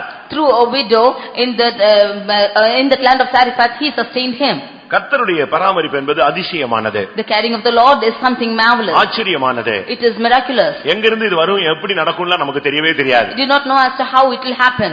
ஒரு நாள் பாஸ்டர் அருள்தாஸ் அவர்கள் ஊழியத்துக்கு வந்த புது கஷ்டமான காலங்களிலே, என்ன ஆண்டவரே எவ்வளவு நாளாச்சு கறி சாப்பிட்டு அப்படின்னு யோசிச்சாராம். One day Pastor Aruldas, after coming to ministry, he said, God, how long it was since I had meat. திடீர்னு அப்படி ஒரு சிந்தை. Such a thought came to him suddenly. ஃபைத்தோமுக்கு வந்தாச்சு, வெறும் கஞ்சி தான் கிடைக்குது, அதுவும் கரெக்டா கிடைக்க மாட்டேங்குது. After coming to the faith home, he got only porridge, and that too he did not get it correctly. அப்பொழுது சிபிஎம் போயிட்டு இருந்தது ஒரு ஏழ்மையான ஒரு சூழ்நிலை. That time there was a poverty situation in CPM. அதனால அவங்களுக்கு எந்த கறியும் கிடைக்காது. And they will not get any mutton like that. அப்படிப்பட்ட ஒரு சூழ்நிலையில அவர் யோசிச்சாராம். In such a situation he thought like this. திருப்பி யோசிச்சாராம், ஏதாவது ஒரு காக்கா காடை ஏதாவது கிடைச்சா கூட பரவாயில்லையான்னு யோசிச்சாராம். Will there be any raven or any dove like this, he thought. Night யோசிச்சாராம். At night he thought. காலையில 6 மணி ஜெபத்துல உட்கார்ந்து சிஸ்டர்ஸ் அவர் உட்கார்ந்து ஜெபிச்சிட்டு இருக்காங்களா. In the morning 6 o'clock prayer, he and his sisters were praying. ஒரு அடிபட்ட பறவை அப்படியே உள்ள நொண்டி வருதாம் ஹால்ல. And one bird which was hit, it came limping inside the hall. அது ஜீவன் தப்ப வெளியே எங்கேயும் போகாம எங்க வருது, நேரா இவங்க உட்கார்ந்து இருக்க இடத்துல வந்து நின்னுடுச்சாம்.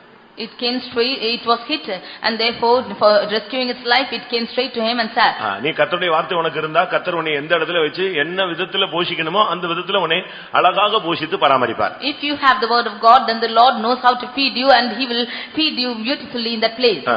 கர்த்தருடைய பரிசுத்த நாமத்துக்கு மகிமை உண்டாவதாக. Glory be to the holy name of the Lord. ஒரு தேவனுடைய பிள்ளை என்று சொல்லுகிறவனை பராமரிப்பதிலே அவர் ரொம்ப கவனம் உள்ளவராய் இருக்கிறார். The Lord is very careful to sustain the child of God. ஒரு தேவனுடைய பிள்ளை பராமரிப்பதிலே அவருக்கு மிகவும் கருத்து இருக்கிறது. He is very concerned to sustain the child of God. அவன் கிடக்கிறது கேரித் ஆற்றண்டையில ஒரு ஓரத்துல ஒளிஞ்சு போய் கிடக்கிறான். He was hidden in the brook of Kerith, and he was hidden there. அந்த இடத்துல கர்த்தர் அவனுக்கு ஒரு அழகான அப்பம் இறைச்சி எல்லாமே அவனுக்கு என்ன செய்து கொண்டு வந்து கிடைக்க வைக்கிறார். In that place the Lord fed him with bread and flesh every day.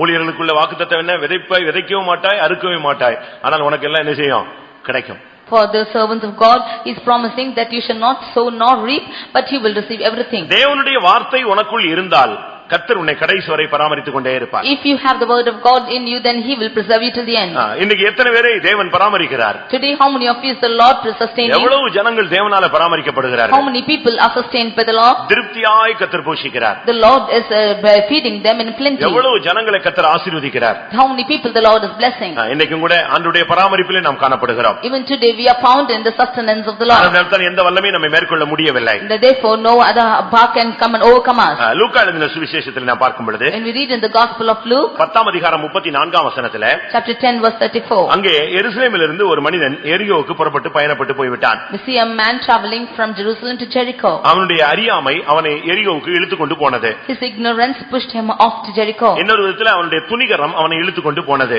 he was stubborn enough to go to Jericho. விளைவு தெரியாமல் போதகத்தை தள்ளிவிட்டு அவன் எரிகோவுக்கு பயணமானான். he did not know how to go and he went and traveled to Jericho.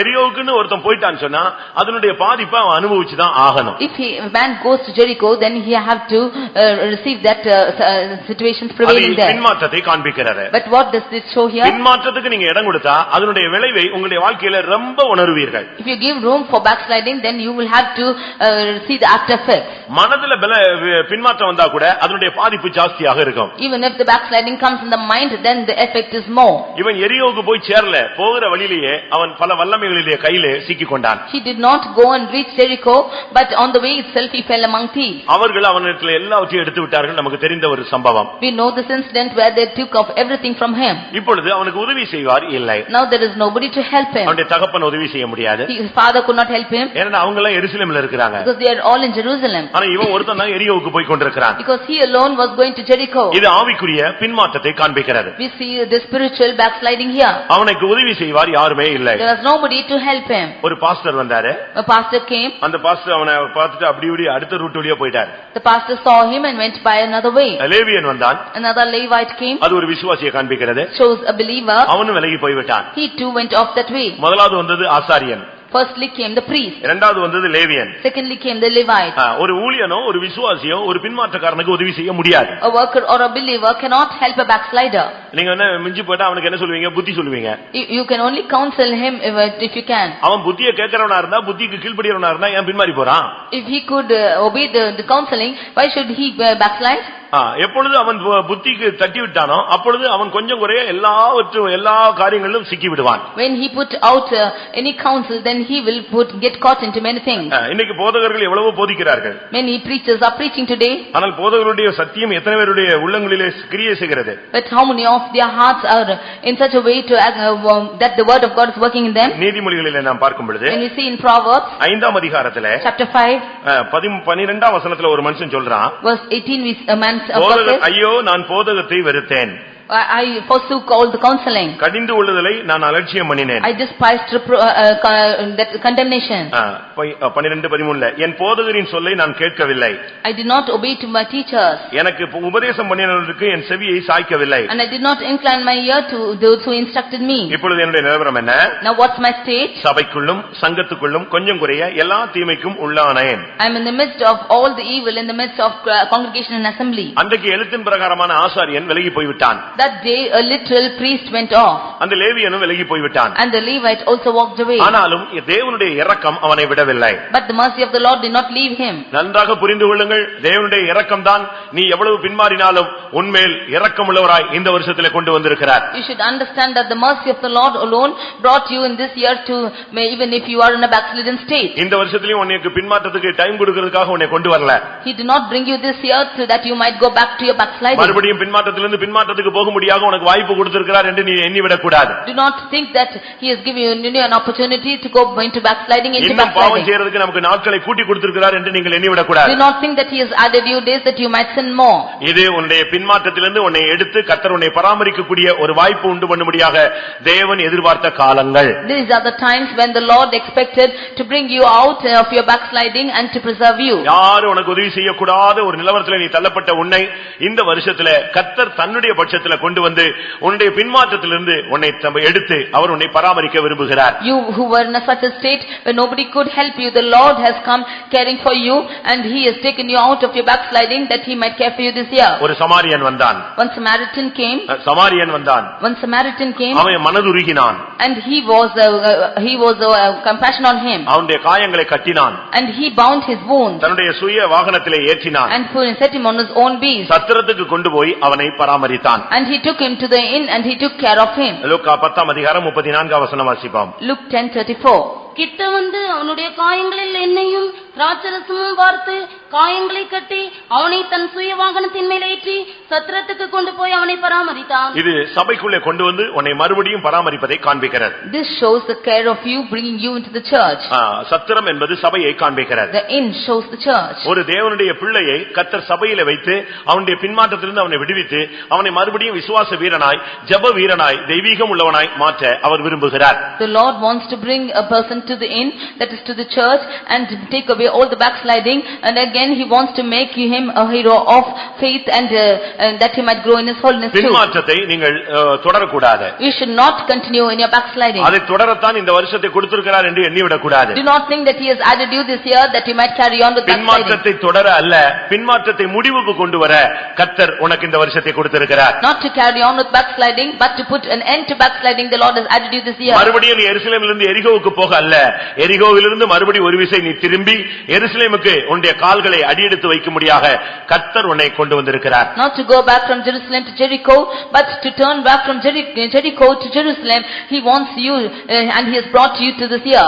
பின்மாற்றம் என்பது தேவனுடைய பார்வையிலே மிகவும் துக்கமான ஒரு சம்பவம். Backsliding is a sorrowful thing in the sight of the Lord. பின்மாற்றக்காரனோடு நாம் சொல்லுகிறோம், பேசக்கூடாது என்று சொல்லிக் கொடுக்கிறோம்.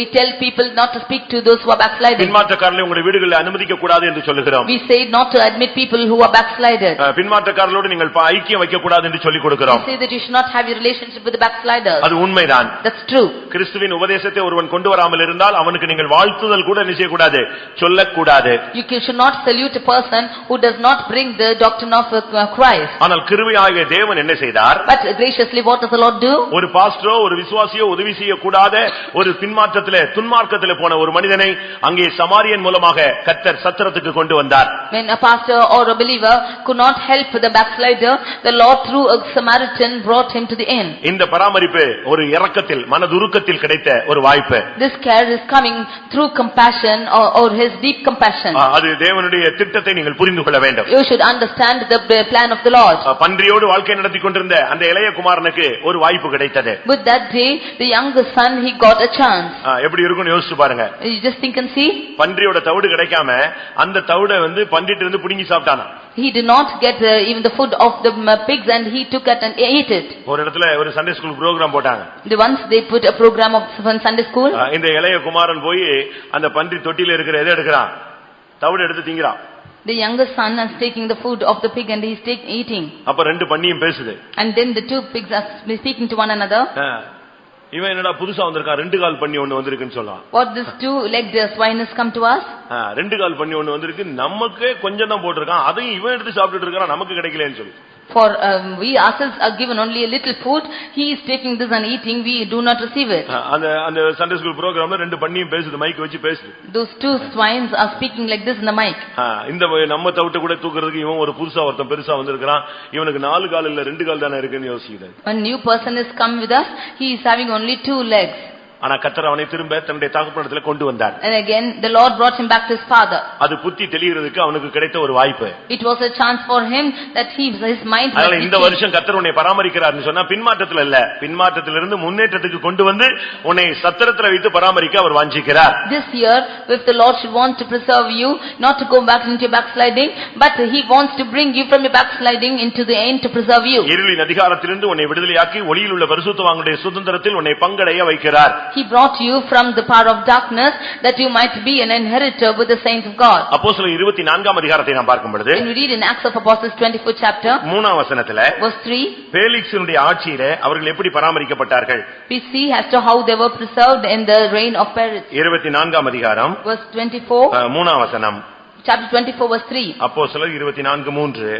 கனம் பொருந்திய பேலிக்ஸே, உம்மாலே நாங்கள் மிகுந்த சமாதான சௌக்கியத்தை அனுபவிக்கிறதையும் உம்முடைய பராமரிப்பினாலே இந்த தேசத்தாருக்கு சிறந்த நன்மைகள் நடக்கிறதையும் நாங்கள் எப்பொழுதும் எங்கும் மிகுந்த நன்றியறிதலுடனே அங்கீகாரம் பண்ணுகிறோம். இங்க அவங்க சொல்றாங்க பேலிக்ஸினுடைய ஆட்சியில அவருடைய பராமரிப்பில இந்த தேசத்துக்கு சிறந்த நன்மைகள் கிடைக்கிறது.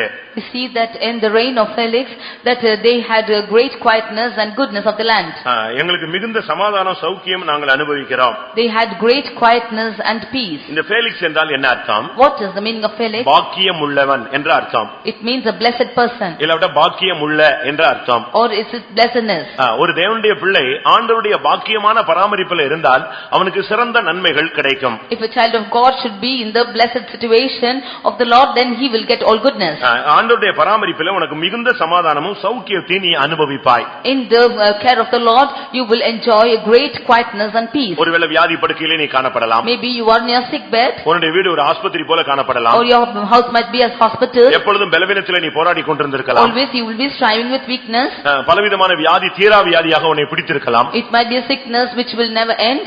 இப்படி வியாதியின் போராட்டத்தில் நீ காணப்பட்டு கொண்டிருந்த உனக்கு இந்த வருஷத்துல கர்த்தருடைய பராமரிப்பு பாக்கியமுள்ள பராமரிப்பு உனக்கு மிகுந்த சமாதானத்தையும் சௌக்கியத்தையும் கொடுத்து உனக்கு சிறந்த நன்மைகளை கட்டளையிடப் போகிறது. This year you who are in the sick bed like this, the Lord will going to grant you his blessed goodness and he will grant you all the goodness you need this year. இந்த பேலிக்ஸுடைய இந்த பராமரிப்பில அந்த ஜனங்கள் மூன்று நன்மைகளை அனுபவித்தார்கள். In the care of the Felix, the people enjoyed three things.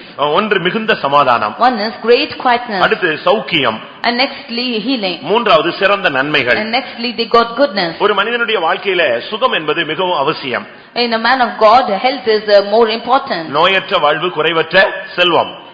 If you have a life without sickness, then you will have wealth without வியாதி இல்லாமல் இருந்தாலே அது அவனுக்கு ஒரு பெரிய ஐஸ்வர்யம் போன்றது. A life without sickness, it's a great rich for him. கர்த்தர் சொல்றாரு பேலிக்ஸினுடைய ஆட்சியில அவங்களுக்கு பராமரிப்பு கிடைத்தது. In the reign of Felix, they had a great care.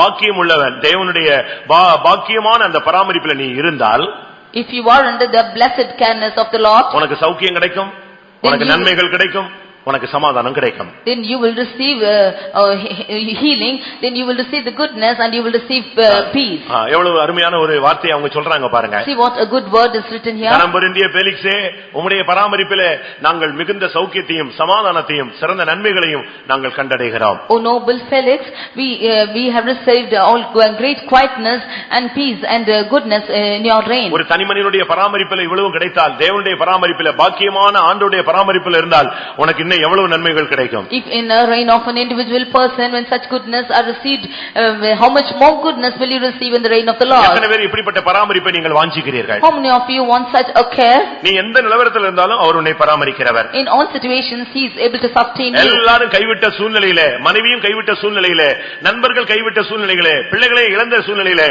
அந்த மனிதன் சொல்கிறான், உம்முடைய பராமரிப்பு என்னுடைய ஆவியை காப்பாற்றினது.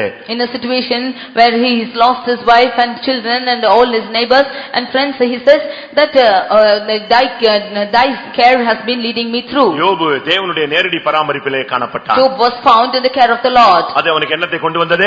What did bring him to? அந்த பராமரிப்பு அவனுக்கு இரட்டிப்பான ஆசீர்வாதத்தை கொண்டு வந்து முடிவை கொண்டு வந்தது. That caring brought him a double fold blessing. அவனுக்கு ஜீவனை தந்ததும் அல்லாமல் தயவையும் பாராட்டி அவனை பராமரித்து இரட்டிப்பான ஆசீர்வாதத்துக்கு கொண்டு வந்து கர்த்தர் அவனை நிறுத்தினார். He not only gave him life but also favor, and his visitation had given him a double fold blessing. எவ்வளவு உண்மையுள்ள தேவன். See what a faithful God. இழந்தது அனைத்தும் அவனுக்கு இரட்டிப்பாய் கிடைத்தது. He got everything what he has lost. கடந்த வருஷத்துல நீ இழந்ததை தேவனுடைய பராமரிப்பில் இந்த வருஷத்துல நீ காணப்பட்டால், உத்தமனாய் நீ நின்றால் உனக்கு இந்த வருஷம் இரட்டிப்பான ஆசீர்வாதத்தோடு உன்னை பராமரிப்பார். If all the things which you have lost last year, if you are upright in this year, then the Lord will grant you all the blessings which you have lost. பாவம் இல்லாத வாழ்க்கையோடு பரிசுத்தத்தோடு இணைந்து நீ நின்றால் வறுமை வராதபடிக்கு கர்த்தர் இந்த வருஷத்துல உன்னை பராமரிப்பார். If you live a life of sin and if you go into the life of holiness, then the Lord will preserve you from poverty. நீ பயப்படாதே. கடந்த வருஷத்துல தீமைகள் அனுமதிக்கப்பட்டது. இந்த வருஷத்திலே கர்த்தர் நன்மையினால் முடிசூட்டி உன்னையும் உன் குழந்தைகளையும் பழி வாங்காமல் கர்த்தர் பராமரிப்பார். You do not fear because the last year you had to go through many evil things, but this year the Lord will preserve you, that evil he will turn to goodness and preserve you and your children. வனாந்தரமே என்று நீ பயப்படாதே. You do not fear because it's wilderness. அந்த வனாந்தரத்தில் உனக்கு மெத்தை கொண்டு வருவார். உனக்கு தேவைகளை கர்த்தர் நிறைவாய் சந்திப்பார். He will bring you into the wilderness and he will meet all your needs. நீ உன்னை கைவிட்டார் கர்த்தர் ஒதுக்கி விட்டார் என்று சொல்லாதே. உனக்குள்ளே கர்த்தருடைய வார்த்தை இருக்கு மட்டும் உன்னை யாரை கொண்டாவது கர்த்தர் பராமரித்துக் கொண்டே இருப்பார். Do not say the Lord has forsaken you and forgotten you. The Lord will by his if you have the word of God, then Lord will give you and sustain you. ஒரு மனிதனை வைத்து பராமரிப்பது சுலபம். It's easier for a man to sustain a man. ஆனால் தீர்க்கதரிசியே கர்த்தருடைய வார்த்தை உள்ள மனிதனை அவர் காகத்தை வைத்து போது அவர் பராமரித்தார். But the prophet who had the word of God, he sustained him with raven. உன் தலையில் அபிஷேகம் இருந்தால் கர்த்தர் உன்னை பராமரிப்பார். If you have the anointing of the anointing on your head, then he will preserve உன் நாவில் கர்த்தருடைய வார்த்தை இருக்குமானால் கர்த்தர் உன்னை பராமரிப்பார். If you have the word of God in your tongue, then he will sustain you. பின்மாற்றத்தின் உச்சிக்காக கர்த்தர் இந்த வருஷத்தை கொடுக்கவில்லை. Then Lord did not give this year that you might go to backsliding. பின்மாற்றத்திலிருந்து உன்னை மீட்கும்படியாகவே உன்னை மறுபடியும் சபைக்குள்ளே கொண்டு வந்து பராமரிக்கும்படியாகவே இந்த நாட்களை கர்த்தர் கூட்டி கொடுத்திருக்கிறார். To redeem you from backsliding and to put you in the church and to sustain you, he has given this year. வியாதியே உன் வாழ்நாளில் பங்காக இருக்க கூடாது. You should not have a sickness all the days of your life. சமாதான கேடே உன்னுடைய வாழ்க்கையின் போஷனாக இருக்க கூடாது. You should not have a life without a peace. தீங்குகளே உன்னுடைய வாழ்க்கையினுடைய பங்காக இருக்க கூடாது. All the evil things should not be a part of your life. ஆனதினால் கர்த்தருடைய பராமரிப்பிலே உனக்கு சமாதானத்தை தருகிறார், சௌக்கியத்தை தருகிறார், நன்மையை தருகிறார். But in the sustenance of the Lord, he is giving you his peace, he is giving you his quietness, and he is giving you his healing. கர்த்தருடைய பரிசுத்த நாமத்துக்கு மகிமை உண்டாவதாக. Glory be to the holy name of the Lord. கடைசியாக நாம் பார்க்கும் பொழுது, lastly when we see அப்போஸ்தலர் 27 அதிகாரம் 3 வசனத்திலே, Acts of Apostles 27:1, அப்போஸ்தலனாகிய பவுலை அவன் பட்சமாய் நடத்தி பராமரித்தான். he led Apostle Paul in a good manner. அவனை பராமரிக்க சிநேகிதரிடத்தில் போய் சேர அவனுக்கு உத்தரவு கொடுத்தான். He admitted him to be preserved and go and reach the other place. அப்போஸ்தலர் 27:3 in Apostles 27:1 3 மறுநாள் சீதோன் துறைப்பிடித்தோம் யூலியு பவுலை பச்சமாய் நடப்பித்து அவன் தன் சிநேகிதரிடத்திலே போய் பராமரிப்படையும்படிக்கு உத்தரவு கொடுத்தான். இங்கே பவுலை பச்சமாய் அவன் நடப்பித்தான். He treated Paul in a courteous manner. Pavul ஒரு கைதி. Paul was a prisoner. ஒரு கட்டப்பட்ட ஒரு மனிதன். He was a bound person. அவன் ராயனை நோக்கி போய் கொண்டிருக்கிறான். He is going towards Caesar. அவன் ராயனுக்கு முன்பாக போய் நிற்க வேண்டும். He has to go stand before Caesar. அது தேவனுடைய திட்டம். That was the plan of God. நம்முடைய ராயன் ஆண்டவராகிய தேவன். Our Caesar is our Lord God. Rayan என்று சொன்னால் சர்வ அதிகாரம் படைத்தவன். Caesar means who is having all authority. அங்கேதான் அவன் சொல்றான், நான் ராயனுக்கு முன்பாக நிற்க அபயமிடுகிறேன் சொன்னான். He says, I plead that I should go and stand before Caesar. பிறகு அவங்க யாருமே ஒண்ணுமே செய்ய முடியல. And nobody could do anything to him. என்னென்னமோ பிளான் பண்ணாங்க. All of them planned a lot. ஒவ்வொருத்தனும் ஒவ்வொரு விதமான பிளான் பண்ணான். Many of them had their own plans. ஒருத்தன் இவனை சத்துரு கையில ஒப்பு கொடுக்கணும்னு பிளான் பண்ணான்.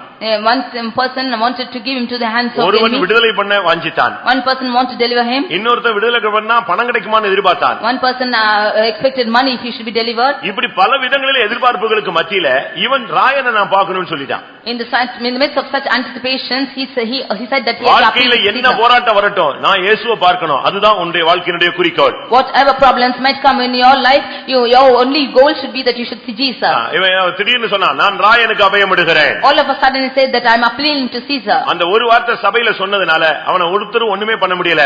அவனுக்கு ராயனுக்கு முன்பாக தான் நிறுத்தி ஆக வேண்டும். Because he told that word in the assembly, nobody could do anything but he should be kept before Caesar. வழியே இல்ல, அவனை ராயனுக்கு முன்பாக கொண்டு போனார்கள். No other goal but they brought before Caesar. இப்பொழுது அவன் ஒரு சிறுமைப்படுத்தப்பட்ட ஒரு நிலவரத்தில் இருந்தான். Now he is in a little state. ஒரு கட்டப்பட்ட ஒரு நிலவரம். He was in a bound state. அவன் ஒரு கைதியின் நிலவரத்தில் இருந்தான். He was in the state of a prisoner. ஆனால் அந்த சூழ்நிலையில கூட, but in that situation too, அவன் ராயனுக்கு அபயமிட்டபடினால, because he appealed to Caesar, அந்த யூலியு என்கிற மனுஷன் சொல்றான், இவனை பட்சமாய் நடப்பித்தான்.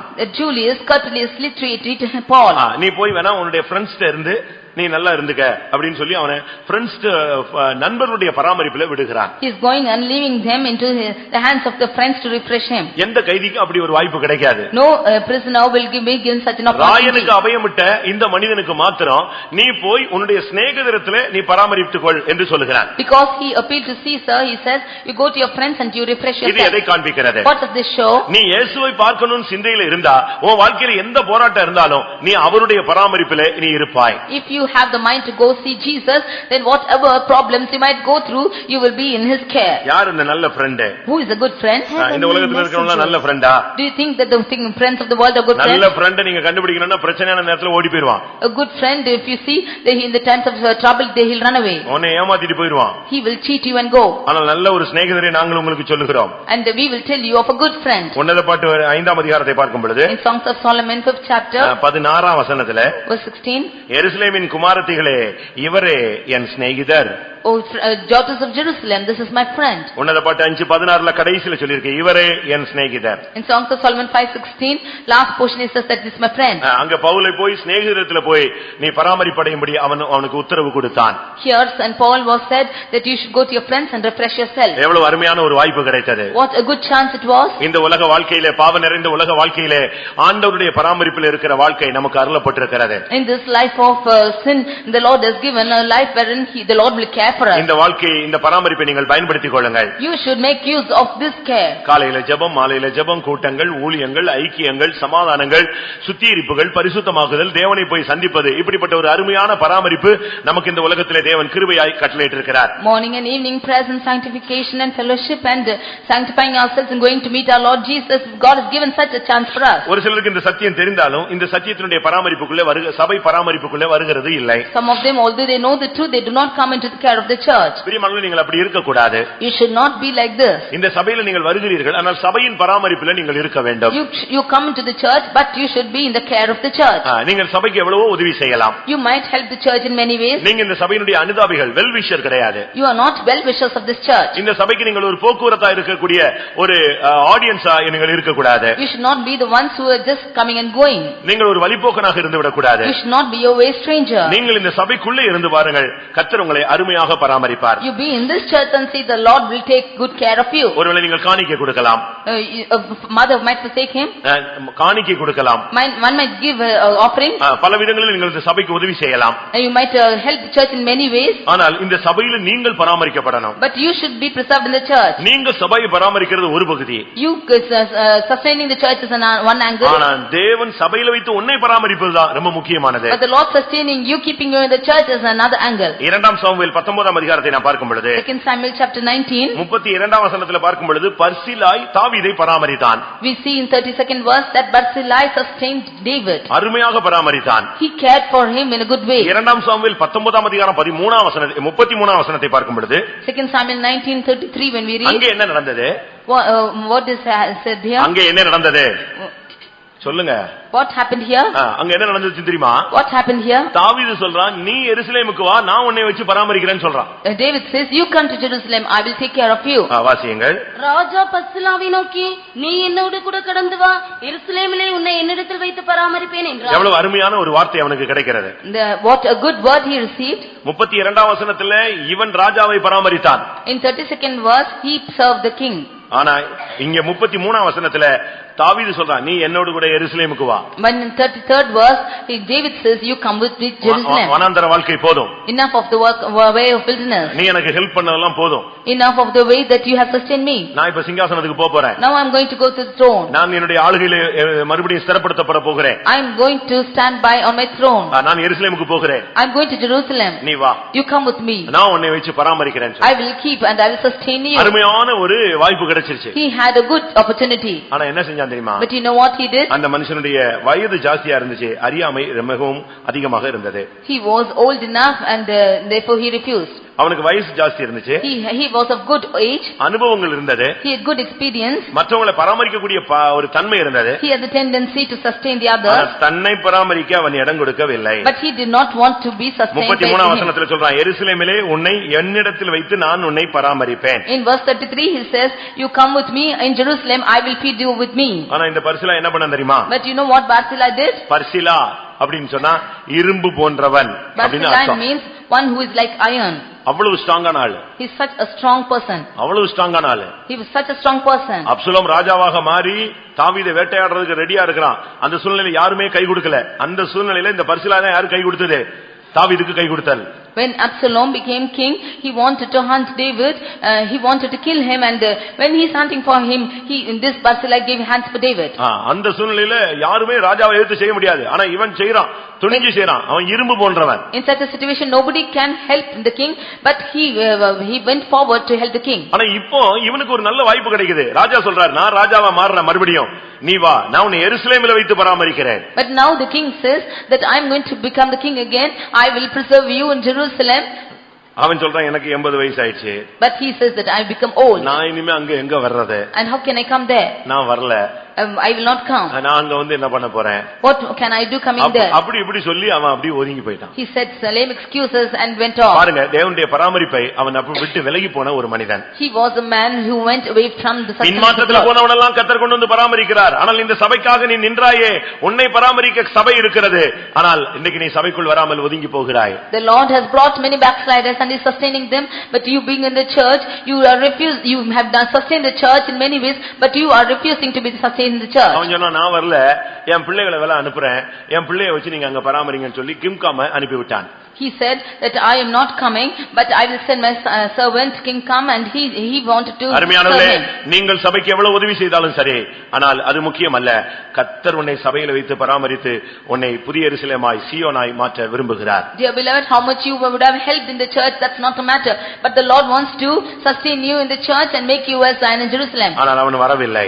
But he did not come. அவனுக்கு சத்தியங்கள் போதிக்கப்பட்டது. And the truths were declared to him. அவனுக்கு தாவீதினுடைய ஆதி அந்தம் எல்லாமே தெரியும். He knows the beginning and end of David. மறுபடியும் அவன் சிங்காசனத்துக்கு வருவான்னு அவனுக்கு தெரியும். He knew that he will come back to the throne. அது ஒரு மகிமையான வாழ்க்கை என்று தெரியும். He knew that it's a glorious life. ஆனால் அந்த வாழ்க்கைக்கு அவன் பங்காளி இல்லாமல் போய்விட்டான். But he did not become a partaker of it.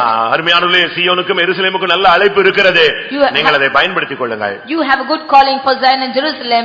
You have to preserve it. எத்தனை பேர் கர்த்தர் பராமரிக்கணும்னு ஆசைப்படுறீங்க? How many of you desire the Lord to preserve you? அப்படி பராமரிக்கணும், இந்த வருஷம் எல்லாம் கர்த்தர் தான் என்னை பராமரிக்கணும் அப்படின்னு சொல்றவங்க கண்களை மூடி முழங்கால் படியிடுவோம். The whole of the year the Lord only should sustain me. Whoever says so, you close your eyes and kneel down. அவர் உன்னை கேர் எடுத்தா அவனை அருமையா போஷிப்பார். If the Lord should care for you, he will feed you in a good manner. அழகா உனக்கு கை கொடுப்பார். He will give good hands to you. எல்லாரும் லேவியன் உனக்கு உதவி செய்யாட்டாலும், ஆசாரியன் உதவி செய்யாட்டாலும் அவர் டைரக்டா உனக்கு உதவி செய்வார். Even if the priest and the Levite will not help you, he will come directly to help you. நீ உத்தமனா இருந்தால் உனக்கு தேவனுடைய பராமரிப்பு உண்டு. If you are an upright person, the care of the Lord is with you. ஆண்டவரே, என்னை பராமரியும் ஆண்டவரே, நீர் என்னை பராமரிக்கும்படியாக என்னை ஆவி ஆத்துமா சரீரத்தை ஒப்புக் கொடுக்கிறேன் என்று சொல்லுகிறவர்கள், என்னையும் என் குடும்பத்தையும் என் பிள்ளைகளையும் நீர் பராமரியும் என்று சொல்லுகிறவர்கள் கண்களை மூடி முழங்கால் படியிடுவோம். All those who say the Lord should care for me and you take care of me the whole year, myself and my family and my children, you close your eyes and kneel down. இந்த வருஷத்துல கர்த்தர் உன்னை கொண்டு வந்தது ஒரு பெரிய நோக்கம் உண்டு. The Lord has a great purpose for bringing you to this year. உன்னை கொண்டு வந்தது, உன் பிள்ளைகளை கொண்டு வந்தது, எல்லாவற்றுக்கும் ஒரு நோக்கம் உண்டு. There is a great purpose for the Lord to bring you and your children. நீங்க நினைச்சிட கூடாது மறுபடியும் பழைய பாவத்தை தொடர்றதுக்கு ஒரு வாய்ப்பு கிடைச்சுன்னு. கிடையவே கிடையாது. Do not think that you have another opportunity for the old sin. It's not like that. அதுக்கு அல்ல. It's not so. கர்த்தர் உனக்கு ஜீவனையும் தயவையும் பாராட்டினது எதற்காக? The Lord has given you life and favor for what reason? உனக்கு இரட்டிப்பான ஆசீர்வாதம் கொடுக்க முடியாது. That he might give you a double fold blessing. ஆமென். நீ பாவம் இல்லாத ஒரு வாழ்க்கை செய்வது எதற்காக? For what you have to live a life without sin? கர்த்தர் உன்னை பராமரிக்கும்படியாக. That the Lord might sustain you. கர்த்தருடைய வார்த்தை உனக்குள் இருந்தால் இந்த வருஷமெல்லாம் கர்த்தர் உன்னை பராமரிப்பார். If you have the word of God, then in all this year the Lord will preserve you. கர்த்தர் பராமரிக்கணும்னு சொல்றவங்க நீங்க கண்ண மூடி முழங்கால் போட்டுருங்க. All those who want the Lord to sustain you, you close your eyes and kneel down. ஆண்டவரே, என்னை மாத்திரமல்ல, Lord, not only me. யோசேப்பு சொல்றான், உங்களையும் உங்கள் பிள்ளைகளையும். Joseph says you and your children. யோசேப்பு சொல்லிடுறான் யாக்கோபிட்ட, உம்மையும் உமக்குண்டான எல்லாவற்றையும் நான் பராமரிப்பேன். Joseph says to Jacob, I will sustain you and all that you have. நீர் என் பக்கத்திலேயே இருக்கலாம். You can be beside me self. எவ்வளவு அருமையான ஒரு வாழ்க்கை. What a good life. கர்த்தருடைய பராமரிப்பில் நீ கர்த்தர் பக்கத்திலேயே இருக்கலாம். If you are in the sustenance of the Lord, then you can be near the Lord. கர்த்தருடைய சுய வாகனத்திலே, சமாரியனுடைய சுய வாகனத்திலே நீ காணப்படலாம். The Lord will take you near on his own vehicle itself. அவரே உன் சிநேகிதர். He is your friend. அவர் அருமையாய் உன்னை பராமரிப்பார். He will care with you the good care. உனக்கு வறுமை வராது.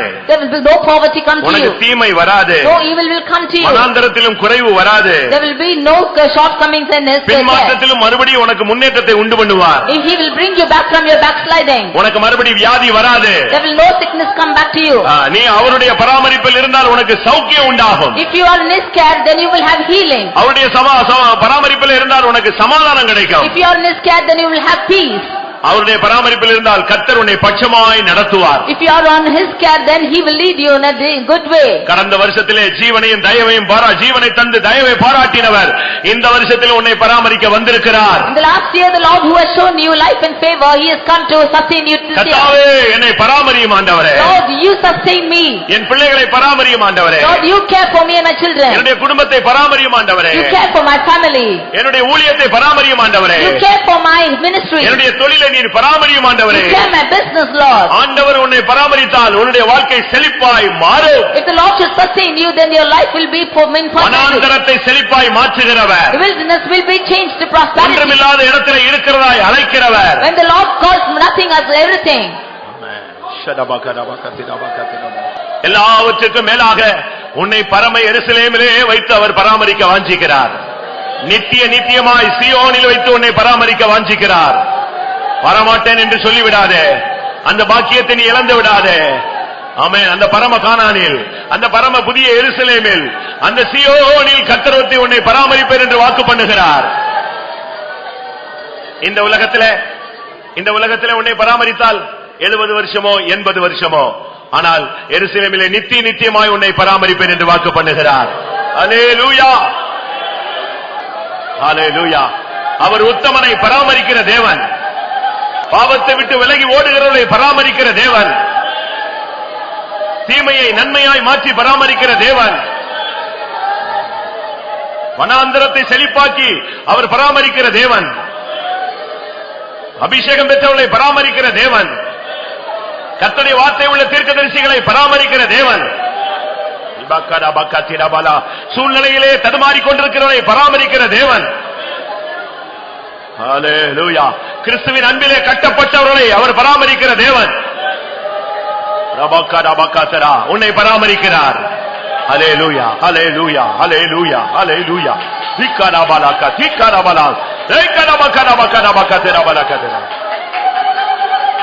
ஆம். உங்களில் எத்தனை பேருக்கு கர்த்தர் உங்களை பராமரிக்கணும்னு ஆசைப்படுறீங்க? நீ ஒரு தகப்பனா இருந்தால் உன்னுடைய குடும்பத்தை நீ பராமரிக்கிறாய். உன் தாயாக இருந்தால் நீ உன் பிள்ளைகளை பராமரிக்கிறாய். நல்லது. ஆனால் பரம தகப்பன் உன் முழு குடும்பத்தையும் உன் வாழ்க்கையே பராமரிக்க வாஞ்சிக்கிறார். ஆமென். இந்த 8ஆம் தேதி காலையில உன்னை நீ கையில ஆண்டவருடைய கரத்துல ஒப்பு கொடுத்து விடு.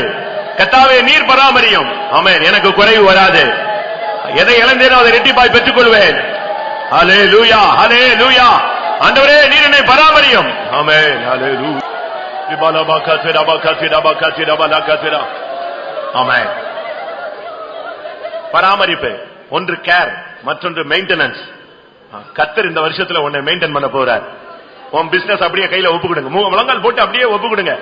என் மூத்த பையனை ஒப்பு கொடுக்கிற ஆண்டவரே, என் மூத்த பிள்ளையை ஒப்பு கொடுக்கிறேன், மூத்த இளைய பிள்ளையை ஒப்பு கொடுக்கிறேன், என்னுடைய ஒரே பிள்ளையை ஒப்பு கொடுக்கிறேன், என்னுடைய புருஷனை உங்களுடைய கருத்துல ஒப்படைக்கிறேன், என்னுடைய மனைவி உங்களுடைய கருத்துல ஒப்படைக்கிறேன், என் ஸ்கூலு, என் வேலை, என் பிசினஸ், என் தொழில், என்னுடைய பிரயாணம், என்னுடைய ஊழியம் எல்லாத்தையும் அப்படியே உங்களுடைய கருத்துல ஒப்பு கொடுக்கிறேன். நீர் பராமரியும் ஆண்டவரே. ஹல்லேலூயா. நீர் பராமரித்தால் ஒரு குறைவும் வராது. ஹல்லேலூயா, ஹல்லேலூயா. ஆண்டவருடைய பராமரிப்பை நீங்கள் இந்த வருஷத்திலே அனுபவித்தால் அது எவ்வளவு பாக்கியம் உள்ளது. ஆமென். ஹல்லேலூயா. அதை நீங்க எப்படி கண்டுபிடிக்கலாம்? வியாதியே வராது. வியாதி வந்தால் உடனே சுகம். நான் உன் பரிகாரியாகிய கர்த்தர். உடனே அவர் வந்துருவாரு. ஆமென். எகிப்திற்கு வரப்பண்ண ஒரு வியாதி உனக்கு வர பண்ணேன். அப்படி வந்தாலும் நான் உன் பரிகாரியாய் வந்து நிற்பேன். ஹல்லேலூயா. உனக்கு மிகுந்த சௌக்கியம் உண்டாகும், உனக்கு சமாதானம் உண்டாகும். ஹல்லேலூயா. தீங்கு வராது. தீங்கு வந்தாலும் கர்த்தர் உன்னை மறைத்துக் கொள்வார். ஆமென். தீங்கு நாளில் உன்னை சேதப்படுத்தாதபடி தம்முடைய கரத்தின் கூடாரத்தின் மறைவிலே வைத்து கர்த்தர் காத்துக் கொள்வார். ஏசப்பா என்று நான் அழைத்தால் பாசத்தால் என்னை அரவணைப்பார். ஏசப்பா என்று நான் அழைத்தால் பாசத்தால் என்னை அரவணைப்பார். வீக்கு நன்மை கடந்து போகும் வரை அவர் சேட்டைகளின் நிழல் வந்தடைவே. வீக்கு நன்மை கடந்து போகும் வரை அவர் சேட்டைகளின் நிழல் வந்தடைவே. ஏசப்பா என்று நான் அழைத்தார் பாசத்தார் என்னை அரவணைப்பார். ஏசப்பா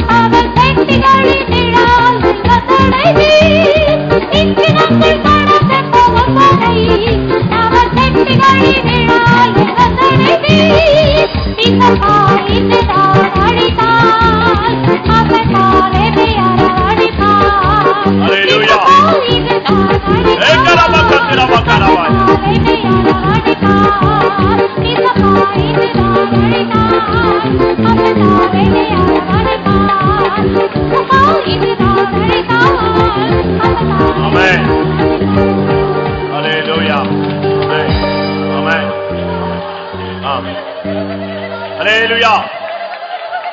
அவர் உன்னை பராமரிக்கிற தேவன்.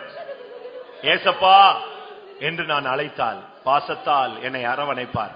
ஒரு தகப்பன் தன் பிள்ளையை அரவணைக்கிறது போல, ஒரு தாய் தன்னுடைய பிள்ளையை அணைத்துக் கொள்ளுகிறது போல, இந்த வருஷத்துல நீ எப்பெல்லாம் பராமரிப்புக்காக கூப்பிடுகிறாயோ அப்பொழுதெல்லாம் அவர் உன்னை அரவணைப்பார். ஏசப்பா என்று நான் அழைத்தால் பாசத்தால் என்னை அரவணைப்பார். ஏசப்பா என்று நான் அழைத்தால் பாசத்தால் என்னை அரவணைப்பார். விக்கினங்கள் கடந்து போகும் வரை தன் செட்டைகளின் கீழே நம்மை மறைத்துக் கொள்வார். இந்த வருஷத்துல தீங்கெல்லாம் எப்ப வருதோ அப்பெல்லாம் செட்டைகளின் கீழே மறைத்துக் கொள்வார். ஹல்லேலூயா. ஆமென். எத்தனை பேர் அப்படிப்பட்ட தெய்வத்தை இந்த கால வேளையில என்னை ஏசப்பா என்னை பராமரி என்று கூப்பிடுகிறீர்கள்?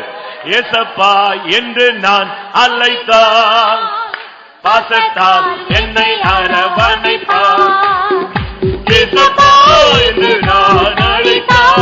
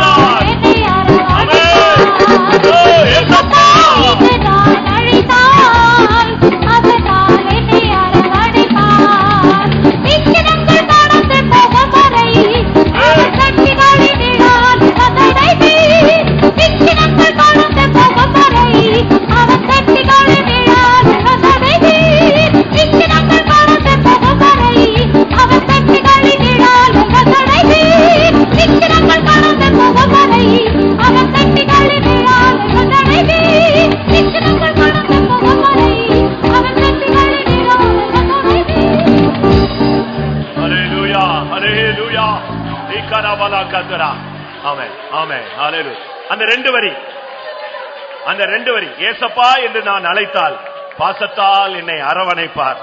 இந்த வருஷத்துல கர்த்தரை நீ எப்பெல்லாம் கூப்பிடுறியோ ஆண்டவரே அப்படின்னு சொன்னா போதும், உடனே வந்து பாசத்தால் உன்னை அரவணைப்பார். ஏசப்பா என்று நீ இன்னும் உக்கரத்தோடு நீ வேதனையோடு கூப்பிட்டால் உடனே அவர் இறங்கி வந்து விடுவார். ஏசப்பா என்று நான் அழைத்தால் பாசத்தால் என்னை அரவணைப்பார். ஏசப்பா ஏசப்பா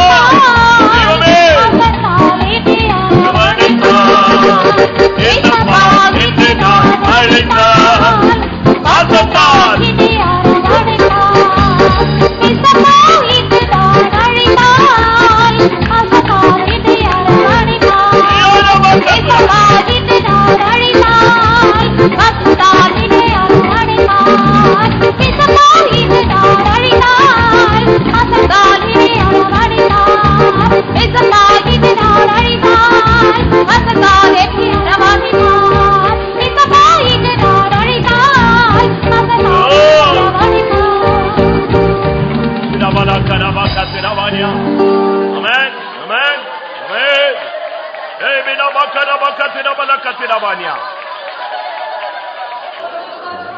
தூதனை வைத்து கூட புதிய ஏற்பாட்டு காலத்து ஜனங்களை பராமரிக்கிறது இல்ல, டைரக்டா அவரே பராமரிக்கிறார். ஹல்லேலூயா. ஆமென். ஹல்லேலூயா. எத்தனை பேர் அதை விசுவாசிக்கிறீர்கள்? என்னை பராமரிக்கிறது தேவதூதர்கள் அல்ல, என் தேவனே என்னை பராமரிக்கிறார். ஹல்லேலூயா. ஹல்லேலூயா.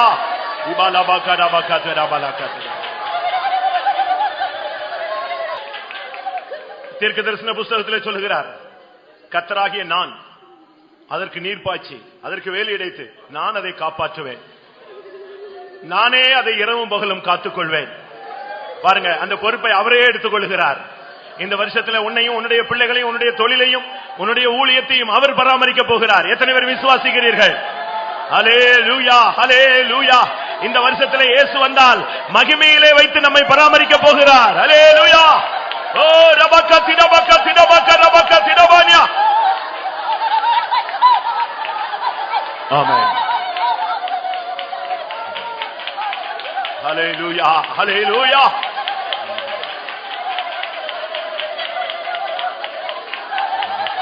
ஆமென். ஜீவனில் உள்ள காலம் வரை வரையும் நன்மை கிருபை தொடரும் ஜீவனத்தில் உள்ள காலம் வரையும் நன்மை கிருபை தொடரும் கர்த்தரின் நீதி நாட்களை கூட துதித்து நித்திய நாட்களாய் நிலைத்திருப்பேன் கர்த்தரின் நீதி நாட்களை கூட துதித்து நித்திய நாட்களாய் நிலைத்திருப்பேன் ஜீவனத்தில் உள்ள காலம் வரையும் நன்மை கிருபை தொடரும் நன்மை கிருபை தொடரும்